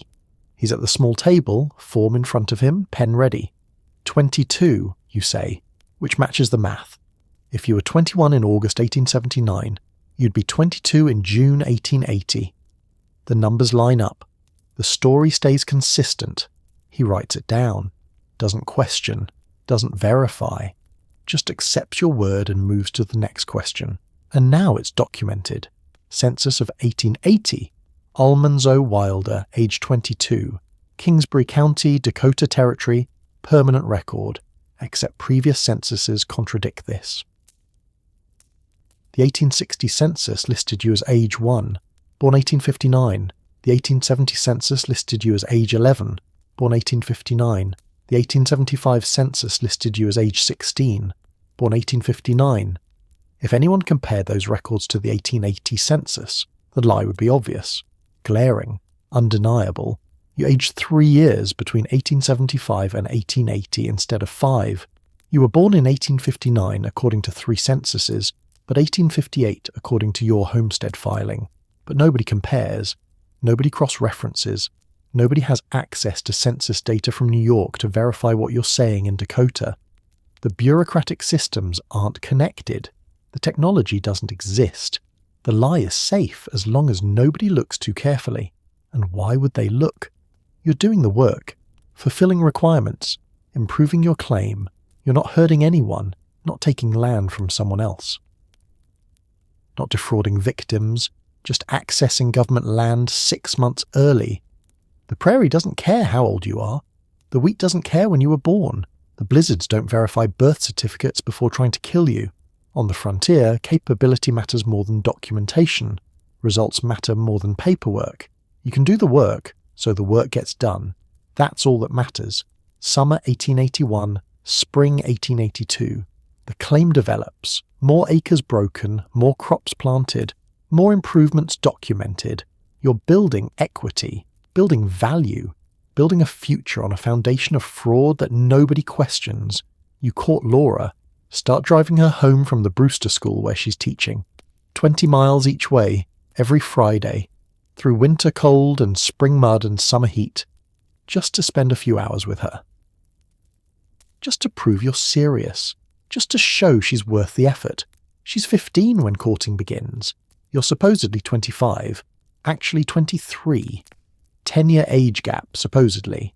8-year age gap, actually. Either way, it's significant.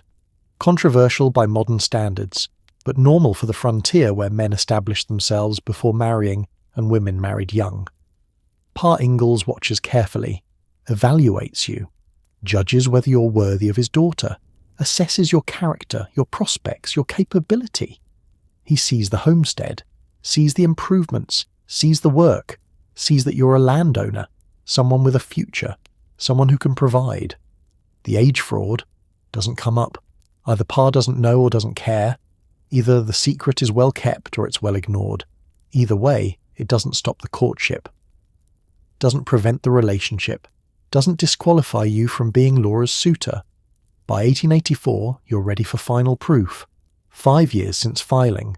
5 years of residency, cultivation, improvement. 5 years of maintaining the lie. 5 years of building the life that justifies the fraud. September 12th, 1884. Time to testify. Time to swear another oath. Time to bring witnesses who will confirm your story.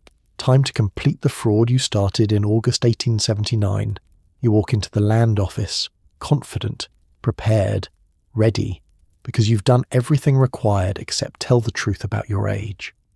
And on the frontier, doing the work matters more than honesty about birth dates. The officer administers the oath. You swear to tell the truth, then immediately lie about being 26 years old. The irony isn't lost on you. Swearing to honesty while committing perjury. But that's how the system works. That's how the frontier operates. Truth is flexible when it needs to be. Your witnesses confirm everything.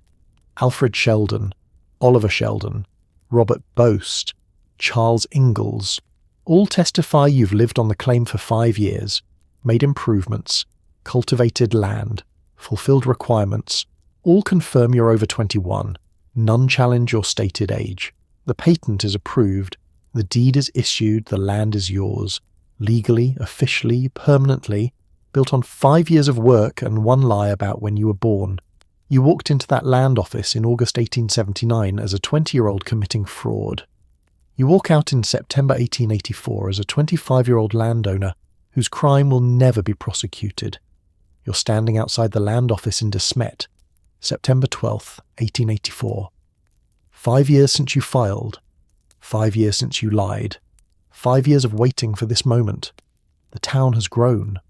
What didn't exist in 1879 now has hundreds of residents, stores, churches, schools, a newspaper, a hotel, real buildings instead of claim shanties, real streets instead of prairie paths. De Smet is becoming permanent, established, civilized, and you're about to make your land ownership permanent, established, legal. If you can survive one more round of lying under oath, you're 25 years old, actually legitimately 25, born February 1859, but your homestead paperwork says you were 21 in August 1879, which means you should be 26 now. The math has to work. The story has to stay consistent. Inside the land office, men are waiting. The land officer who will record your testimony, the witnesses who will confirm your story. Charles Ingalls, Alfred Sheldon, Oliver Sheldon, Robert Boast. Men who know you, who've lived near you for 5 years, who've watched you work your claim. Do they know your real age? Maybe. Probably. Small frontier communities know everything about everyone. Secrets are hard to keep when you live within a few miles of your neighbours and see them constantly at church, at stores, at social gatherings. But knowing and caring are different things. They might suspect you were 20 instead of 21. They might have heard rumours. They might have done the math based on stories you told about your childhood. But they're not going to challenge you, not going to report you, not going to destroy your claim over 6 months of age fraud when you've clearly done the work, when you've fulfilled every requirement except being honest about your birthday. You walk inside. The air is cooler, smells like paper and ink and dust. The land officer looks up, recognizes you. You've been coming to this office for 5 years, paying fees, filing updates, documenting improvements. This is just the final step, the culmination, the moment when provisional ownership becomes permanent. Almanzo Wilder, he says, not a question, a statement. He knows who you are, knows why you're here, knows this is routine procedure performed dozens of times each year for homesteaders completing their 5-year proving period. Yes, sir. You're here to make final proof on your homestead claim. Northeast Quarter, Section 21, Township 111 North, Range 56 West. Yes, sir. He pulls out forms, standard forms, questions every homesteader answers: name, age, citizenship, residency, improvements, cultivation, witnesses. Raise your right hand. You raise it. Steady. Confident. You've done this before. 5 years ago, another oath, another lie. This is just the second chapter of the same story. Do you solemnly swear that the testimony you're about to give is the truth, the whole truth, and nothing but the truth. I do. And immediately you're going to violate that oath. Again. Because truth is flexible on the frontier. Because survival requires adaptation. Because the system tolerates lies it can't verify. State your full name for the record. Almanzo James Wilder. Age? Here it is, the moment, the test. The question that determines whether 5 years of fraud succeed or fail. 26 years old. He writes it down, doesn't question, doesn't verify, doesn't pull census records from New York or Minnesota to check whether you're telling the truth, just writes it down and moves to the next question. Place of birth? Burke, New York. Are you a citizen of the United States? Yes, sir. Have you resided continuously on this claim for 5 years? Yes, sir. This is true. Mostly. You left for work periodically, but never for more than the allowed absences. Never abandoned the claim. Never gave the government reason to question your commitment. Have you built a habitable dwelling on the claim? Yes, sir. 12 by 12 frame house, cellar, 2 doors, 1 window. Have you cultivated at least 10 acres? Yes, sir. More than that. 20 acres broken and planted. Have you made continuous improvements to the property? Yes, sir. Dug 2 wells, built outbuildings, fenced portions of the land, planted crops every year. The questions continue. Routine, procedural, boring almost. Except each answer is building the legal case for your ownership. Each response is documenting that you fulfilled requirements. Each statement is transforming provisional claim into permanent patent. Have you brought witnesses who can verify your testimony? Yes, sir. Call them forward. You turn. Charles Ingalls steps forward first. Your future father-in-law, though the wedding won't happen until next August. He's 48 years old, respected, honest, known throughout the community as hard-working and decent. His testimony carries weight. Alfred Sheldon follows, then Oliver Sheldon, then Robert Boast, all neighbours, all settlers who filed their own claims around the same time you did, all men whose own homesteads depend on the system working smoothly without excessive scrutiny.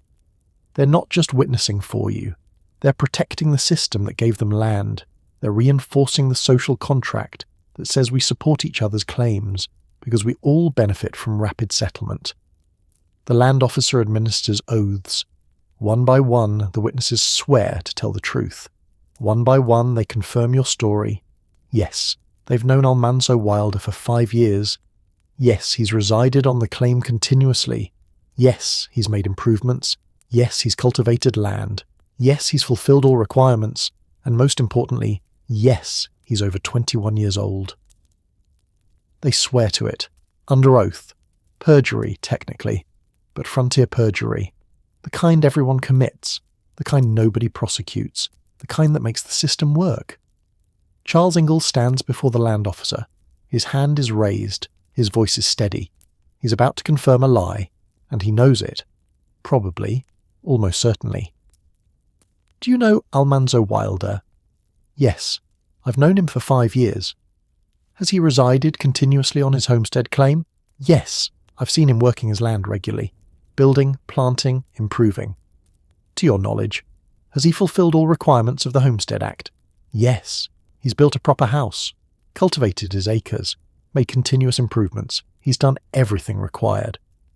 Do you have any reason to doubt his testimony regarding his age? This is the moment. This is where Charles could expose the fraud, could mention that the math doesn't quite add up, could reference conversations or stories or census records that contradict Almanzo's claimed birth year. No, I have no reason to doubt him. And just like that, it's done. Charles Ingalls, honest farmer, devoted father, respected community member, just perjured himself.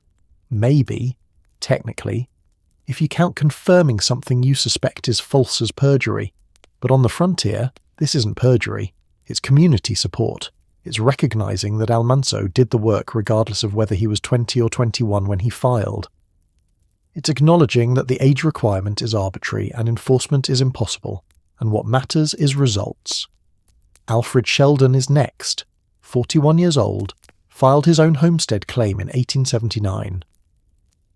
lived near Almanzo for 5 years, knows him well enough to have opinions about his character and capabilities. The same questions, the same answers. Yes, I've known him. Yes, he's resided continuously. Yes, he's made improvements. Yes, I believe his testimony about his age. Lie after lie. Or maybe not lies. Maybe these witnesses genuinely don't know Almanzo's real age. Maybe they never asked, never cared, never thought to verify. On the frontier, you judge people by their work, not their paperwork, by their capability, not their birth certificates. Oliver Sheldon follows his brother. Same testimony, same confirmation. Another neighbour vouching for Almanzo. Another man protecting the system that gave him his own land. Then Robert Boast. Another settler. Another witness. Another man swearing under oath that everything Almanzo said is true. 4 witnesses, 4 confirmations, 4 statements that will become part of the permanent federal record. 4 men whose names will be forever associated with Almanzo Wilder's homestead proof. And if the fraud is ever discovered, if researchers decades from now compare census records and realise the ages don't match, these witnesses will be implicated. Their testimony will be questioned. Their honesty will be doubted. But that's future concern. Right now, in September 1884, they're just helping a neighbour, just confirming what everyone already knows, just participating in the frontier ritual of final proof testimony. The land officer records everything. Almanzo's statements, the witnesses' confirmations, the dates, the details, all documented, all preserved. All filed in triplicate and sent to Washington for final approval. Your testimony is complete, the officer says. The General Land Office will review your proof. If approved, you'll receive your patent deed. The land will be yours free and clear. You nod. Thank the witnesses.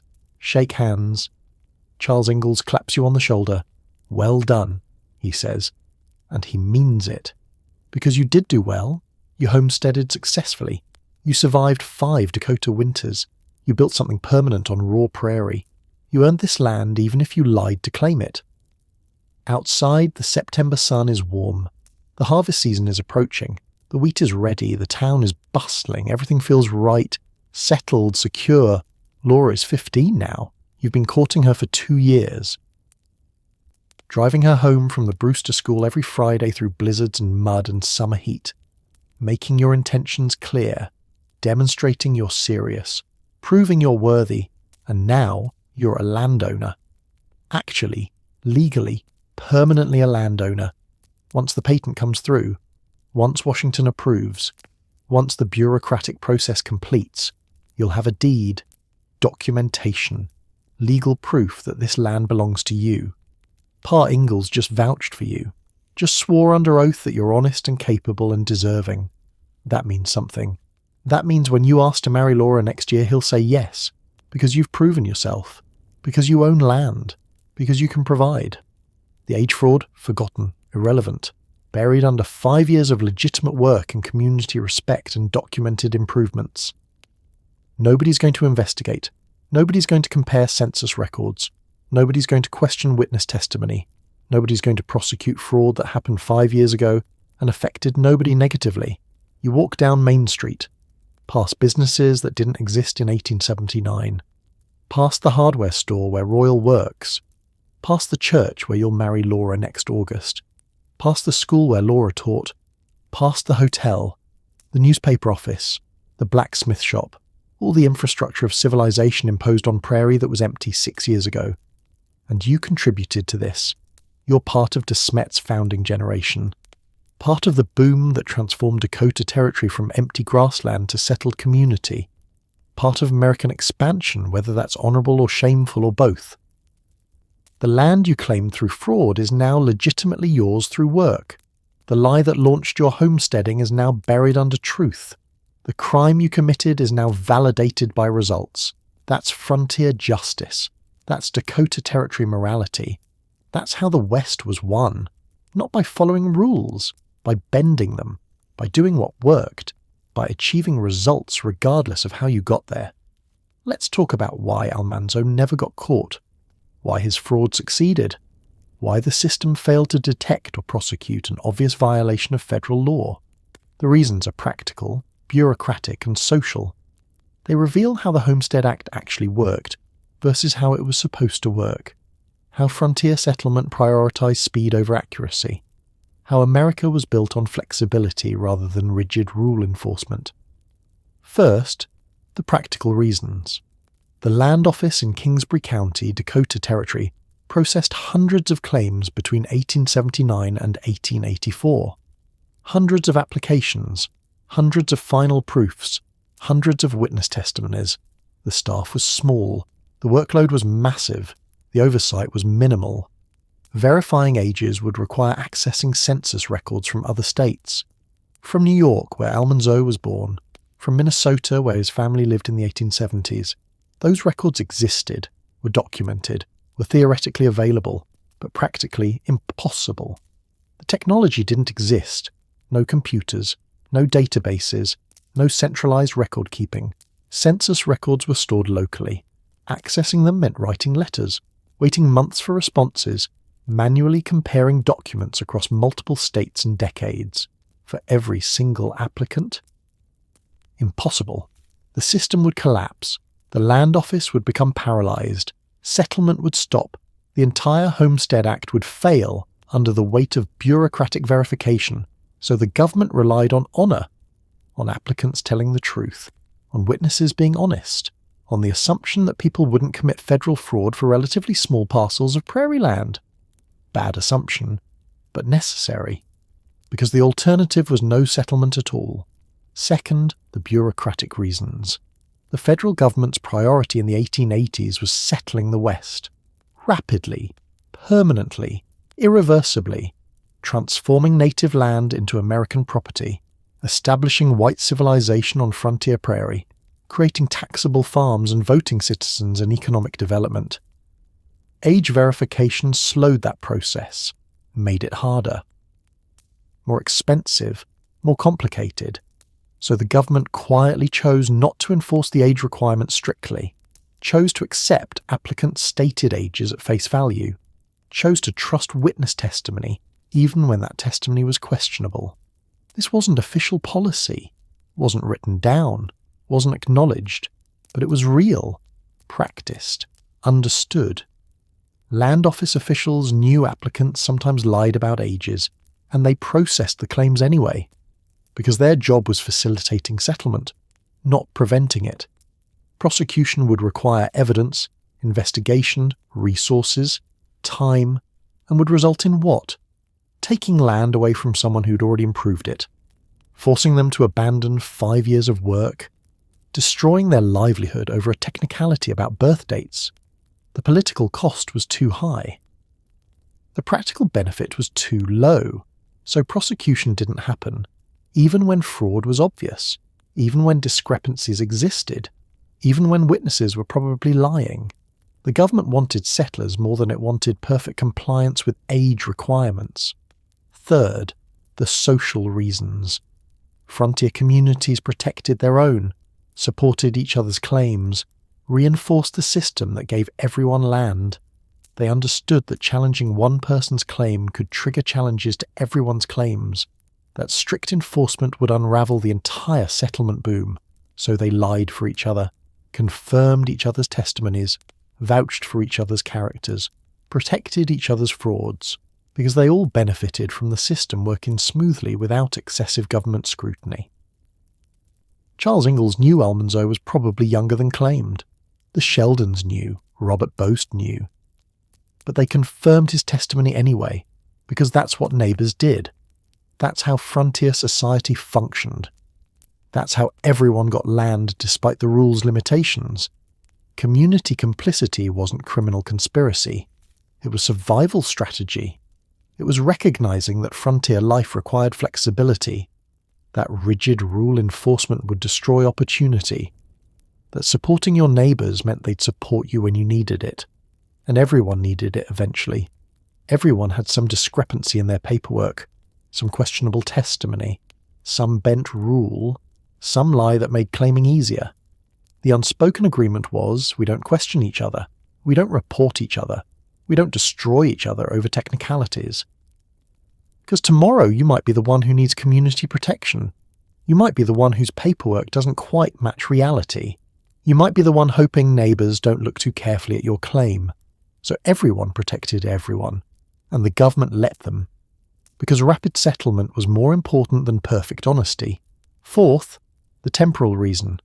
By the time anyone might have discovered the fraud, it was too late to matter. Almanzo received his patent. The deed was issued. The land became his legally. Challenging that would require proof of fraud at the time of filing, would require unwinding a completed homestead claim, would require legal action years after the fact. Statutes of limitations existed. Time passed. The moment for prosecution expired, and even if someone wanted to investigate, the evidence was scattered. Census records in different states, witness testimonies that couldn't be rechecked, officials who'd moved on or died, documents that were lost or misfiled or destroyed. The bureaucratic trail went cold. The fraud became permanent. The lie became indistinguishable from truth in the official record. And Almanzo? He kept farming, married Laura in August 1885, started a family, built a life, became part of Smet history. The age fraud? Just a footnote. Just a secret known to family and eventually revealed by Laura in her 1940 novel. Just a reminder that frontier settlement was built on flexibility, not rigidity. On results, not rules. On doing what worked, not what was perfectly legal. That's why Almanzo never got caught. The system was designed to succeed, not to detect fraud. And he succeeded. Brilliantly. Permanently. Profitably. Built on a lie that nobody cared enough to investigate. August 25th, 1885.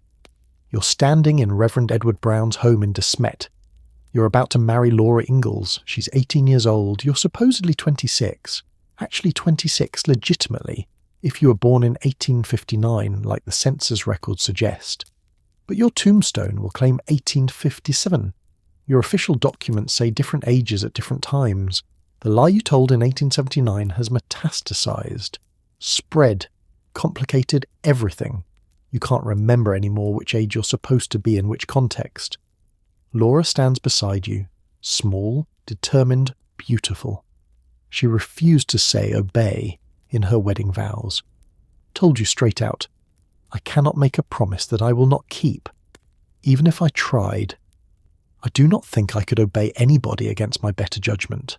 That's Laura, honest, principled, unwilling to lie even in traditional wedding ceremonies. And you're marrying her while living a lie about your age. The irony isn't lost on you, but you don't confess. Don't tell her the truth standing there at the altar. Don't admit that the man she's marrying isn't exactly who he claims to be. Does she know? Probably. Small frontier towns keep no secrets. Eliza Jane knows because she's your sister. She knows exactly when you were born, watched you grow up, counted the years, and Eliza Jane talks, shares information, tells people things whether they want to know or not. So Laura probably knows, or suspects, or has heard rumours, but she's marrying you anyway, because on the frontier, what matters isn't perfect honesty about birth dates. What matters is capability, character, the ability to provide, to protect, to build a life together through blizzards and droughts and crop failures and all the disasters waiting in your future. The marriage begins well enough. You've got your homestead, your patent deed, legal ownership of 160 acres. You've built a proper house on the tree claim. That's where you take Laura after the wedding. Your home, your land, your future together. Daughter Rose arrives December 5th, 1886. Perfect, healthy, beautiful. The first good thing in what will become a series of disasters. Because the next few years destroy you. Systematically, relentlessly. Like the universe is punishing you for that lie in 1879. 1888. Diphtheria strikes. Both of you. Laura recovers fully. You don't. The disease leaves you partially paralysed. Your legs. The legs that carried you through blizzards to save the town. The legs that worked your claim for 5 years. Partially paralysed. You'll need a cane for the rest of your life. You're 29 years old and crippled. August 1889. Laura gives birth to a son. He lives 12 days, dies of convulsions before you even name him. 12 days of hope followed by grief that neither of you will ever fully process. Laura never speaks of his death, never writes about it, never acknowledges publicly that he existed. The pain is too deep, too raw, too permanent. Your house burns, total loss. Everything you built, everything you owned, gone. You rebuild with a two-room shanty, smaller, cheaper, survival structure instead of home. The crops fail. Drought, year after year. The land that promised prosperity delivers poverty. The homestead you lied to claim isn't worth the fraud you committed to get it. March 1888. You mortgage the homestead for $800. Debt. The thing your father warned against. The slavery you swore you'd never accept. But you need money, need capital, need something to survive on while the crops fail and your body fails and everything falls apart. July 1888. You sell the homestead to Ira Dexter for $1,200. Pay off the mortgage, net $400. That's what 5 years of proving and 6 years of working and one federal fraud produced. $400 and a crippled body and a dead son and a burned house. Was the land worth it? Was the lie worth it? If you'd waited until February 1880 to file legally, would anything be different? Would you still have married Laura? Would your son still have died? Would diphtheria still have struck? Would the drought still have destroyed your crops? Probably. The age fraud didn't cause the disasters, didn't make the universe punish you, didn't create the suffering. That was just frontier life. Just Dakota Territory in the 1880s, just what happened to thousands of settlers who came west seeking prosperity and found hardship instead. But the lie matters to Laura. Years later, decades later, when she's writing her books and trying to capture the truth of frontier life, she'll include it. She'll preserve it. She'll make sure everyone knows that Almanzo Wilder lied about his age to claim land. Not to shame you. You'll be dead by then. But to show the reality, the moral complexity, the desperation, the way frontier settlement worked in practice versus how it was supposed to work in theory. Eliza Jane tells Laura the truth. Your bossy, imperious, know-it-all sister who drove you crazy your entire childhood. She tells Laura that you lied, that you added 2 or 3 years to your age, that you filed your claim before you were legally old enough. And Laura writes it down, preserves it, documents it, first in letters to her daughter Rose, then in her books, making your crime public, making your fraud part of American literature, making sure that millions of readers will know that Almanzo Wilder committed federal fraud to claim Dakota Territory land. The question is, did Laura care? Did it bother her that you lied? Did it change how she saw you? Did it make her trust you less? Probably not, because by the time she knew for certain, you'd been married for decades, had survived disasters together, had built Rocky Ridge Farm in Missouri together, had created a life that mattered despite the lies and losses and struggles. The age fraud was just one more frontier reality, one more example of how survival required flexibility, how rules and reality didn't always align, how good people sometimes did questionable things for understandable reasons. 1937. Laura is 70 years old, living in Mansfield, Missouri on Rocky Ridge Farm, writing letters to her daughter Rose about the past, about memories, about details for the book she's working on, March 1937. She writes to Rose about your age, about the discrepancy, about what Eliza Jane told her. Manley was supposed to be 21 years old, to enable him to take his claim. As near as I can figure, EJ was right. There it is. Written down, documented, your widow confirming that you lied, that Eliza Jane's testimony was accurate, that the census records showing 1859 as your birth year are probably correct, that everything you swore under oath in 1879 and 1884 was fraud. But Laura isn't angry, isn't judgmental, isn't condemning you. She's just recording facts, documenting history, trying to get the details right for the book she's writing. By 1937, you've been dead for Wait. No. You're still alive in 1937. You won't die until October 23rd, 1949. So Laura is writing this while you're still alive. While you can still read what she's saying. While the secret is becoming less secret. Does that bother you? Does it worry you that your crime is being documented? That future readers will know? That your fraud is becoming public knowledge? Probably not. Because by 1937, you're 78 years old, actually. The statute of limitations expired decades ago. Nobody's going to prosecute an old farmer for lying about his age 58 years earlier. The crime is historical curiosity now. Footnote.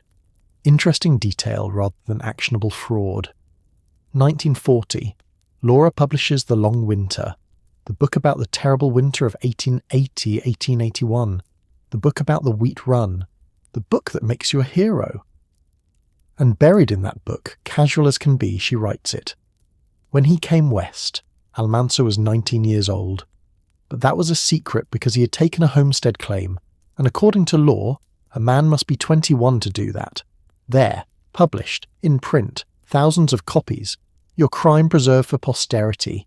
Your fraud now part of American literature. The secret that you kept for 5 years, that your community protected for decades, now available to anyone who reads Laura's books. But she changed the details, made you younger. In the book, you're 19 when you file. In reality, you were 20. In the book, you're lying about being 21. In reality, you were probably lying about being 22. Why change it? Why not just tell the truth exactly as it happened? Because Laura is writing fiction, semi-autobiographical fiction, based on truth but adjusted for narrative purposes. She's compressing timelines, changing ages, simplifying complicated realities into stories that readers can follow. She also changes the age gap between you and her. In the books, you seem maybe 4 or 5 years older. In reality, the gap was 8 to 10 years, depending on which birth year is accurate. She's reducing the gap. Making the romance more socially acceptable, making readers less uncomfortable about a 23-year-old courting a 15-year-old.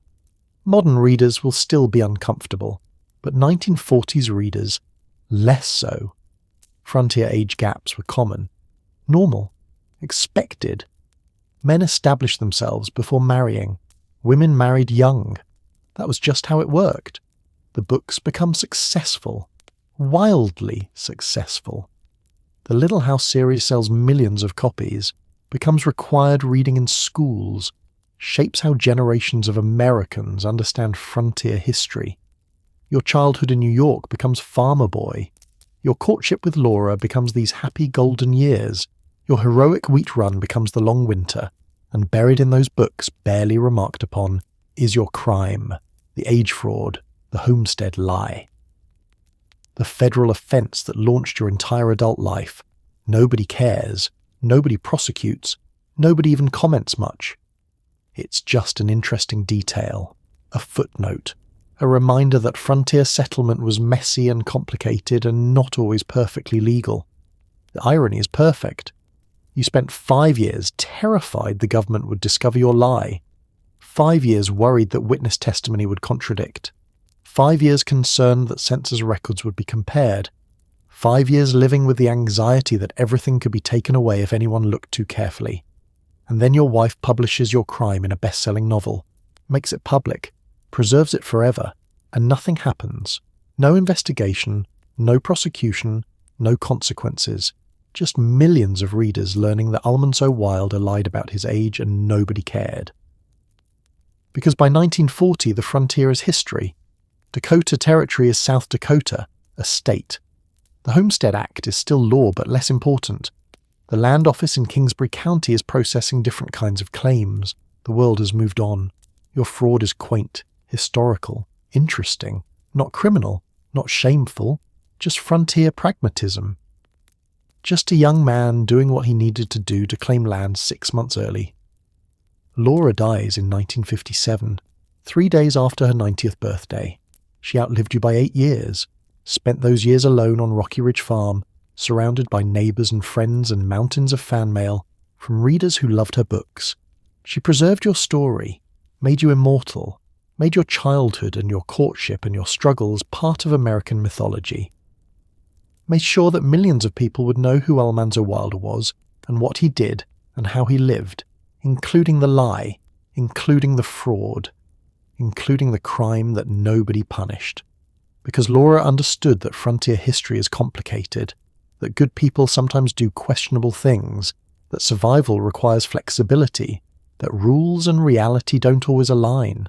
Your tombstone says February 13th, 1857. Your census records say 1859. Your books say 19 in 1879. The truth is scattered across documents and memories and contradictory records. Nobody knows for certain anymore. Nobody can prove definitively when you were born or how old you were when you filed. But everyone knows you lied. Your wife made sure of that. Made sure the secret became literature. Made sure your crime became part of your legacy. Not the shameful part. Just part of the whole complicated truth of who Almanzo Wilder was, let's answer the question, the central question. The question that determines how we judge this entire story. Was Almanzo Wilder a criminal, or was he just pragmatic? Was the age fraud morally wrong, or was it frontier necessity? Should we condemn him, or understand him? The legal answer is clear. By the letter of federal law, Almanzo committed fraud. He made false statements under oath, twice. Once in August 1879 when filing. Once in September 1884 when making final proof. He misrepresented a material fact, his age, to obtain government property. He induced witnesses to confirm his lie, making them accessories to fraud. In modern terms, he'd face prosecution, fines, possible imprisonment, definite loss of the property. But frontier law and modern law are different creatures. Frontier enforcement was selective. Verification was minimal. Prosecution was rare. The government wanted settlers more than it wanted perfect compliance with age requirements. Speed mattered more than accuracy. Results mattered more than procedures. So legally criminal? Yes. Practically criminal? No. Because the system was designed to succeed, not to detect fraud. And Almanzo succeeded brilliantly. The moral answer is complicated. On one hand, lying under oath is wrong. Making false statements to obtain property is wrong. Inducing others to commit perjury is wrong. These are clear moral violations, deception, dishonesty, fraud. On the other hand, Almanzo did the work, built the house, broke the sod, cultivated the land, survived 5 years of proving. Fulfilled every substantive requirement except being 21 when he filed. He didn't dispossess another settler, didn't steal from a legitimate claimant, just accessed government land 6 months early. Is that really stealing? Or is it just bending an arbitrary rule that separated capable young men from opportunity by mere months? The contextual answer requires understanding 1879 Dakota Territory, the land rush, the competition, the pressure on young men to establish themselves before land disappeared, the gender imbalances that made landowners marriageable and landless men invisible, the frontier culture that valued results over procedures, capability over paperwork, success over strict legal compliance. In that context, Almanzo's lie seems less criminal and more adaptive, less fraud and more pragmatism, less stealing and more seizing opportunity when the window is open. But context doesn't erase wrongdoing. It explains it, makes it understandable, shows why good people sometimes do questionable things. But understanding isn't endorsement. Explaining isn't excusing. Almanzo lied. That's fact. The lie was illegal. That's fact. He got away with it. That's fact. The question is whether getting away with it makes it acceptable, whether success justifies the methods, whether ends justify means. Your answer reveals more about your values than about Almanzo's actions. If you believe rules matter regardless of circumstances, then Almanzo was a criminal. Period. The law said 21. He was 20. He lied. That's criminal. Context is irrelevant. Results are irrelevant. Rules are rules.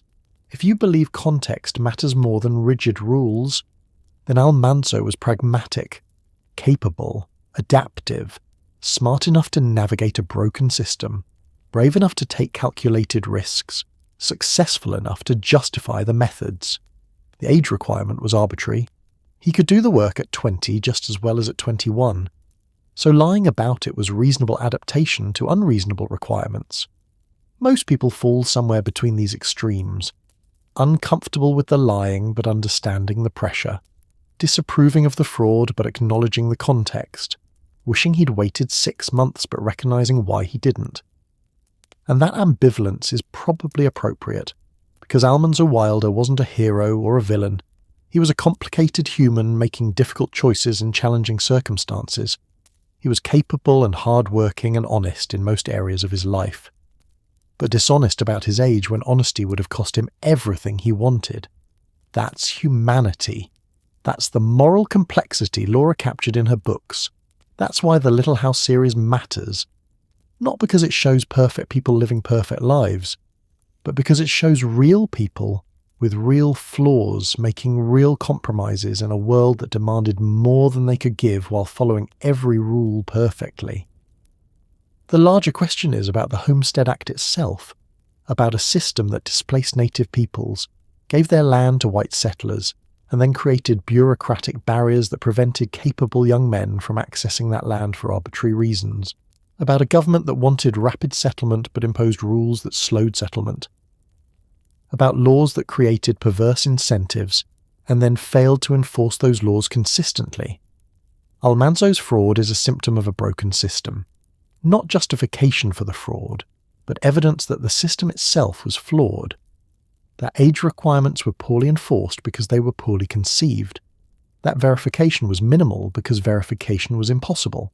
That prosecution was rare because prosecution would have exposed how dysfunctional the entire homestead process was. So was Almanzo a criminal? Yes, by the letter of the law.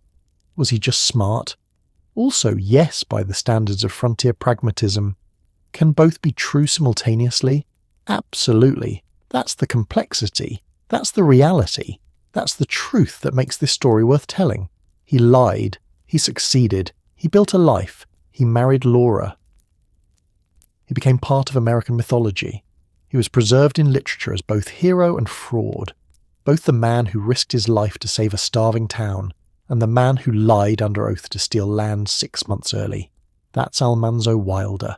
That's frontier history. That's America. Complicated, contradictory, built on courage and fraud, heroism and deception, legal compliance and pragmatic rule-bending. We're uncomfortable with that ambiguity, want clear heroes and villains, want simple stories with obvious morals.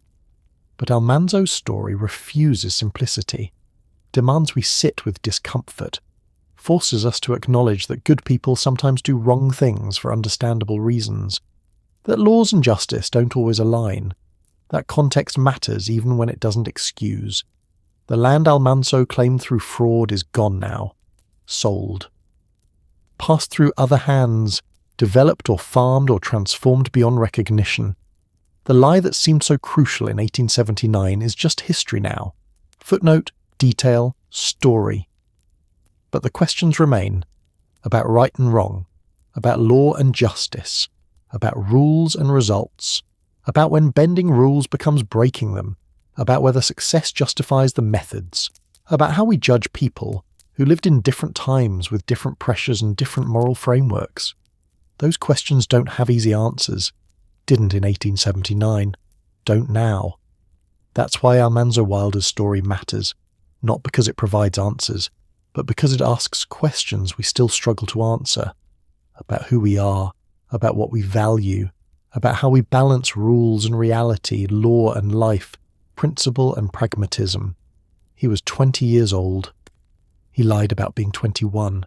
He stole land by committing federal fraud. He built a farm. He saved a town.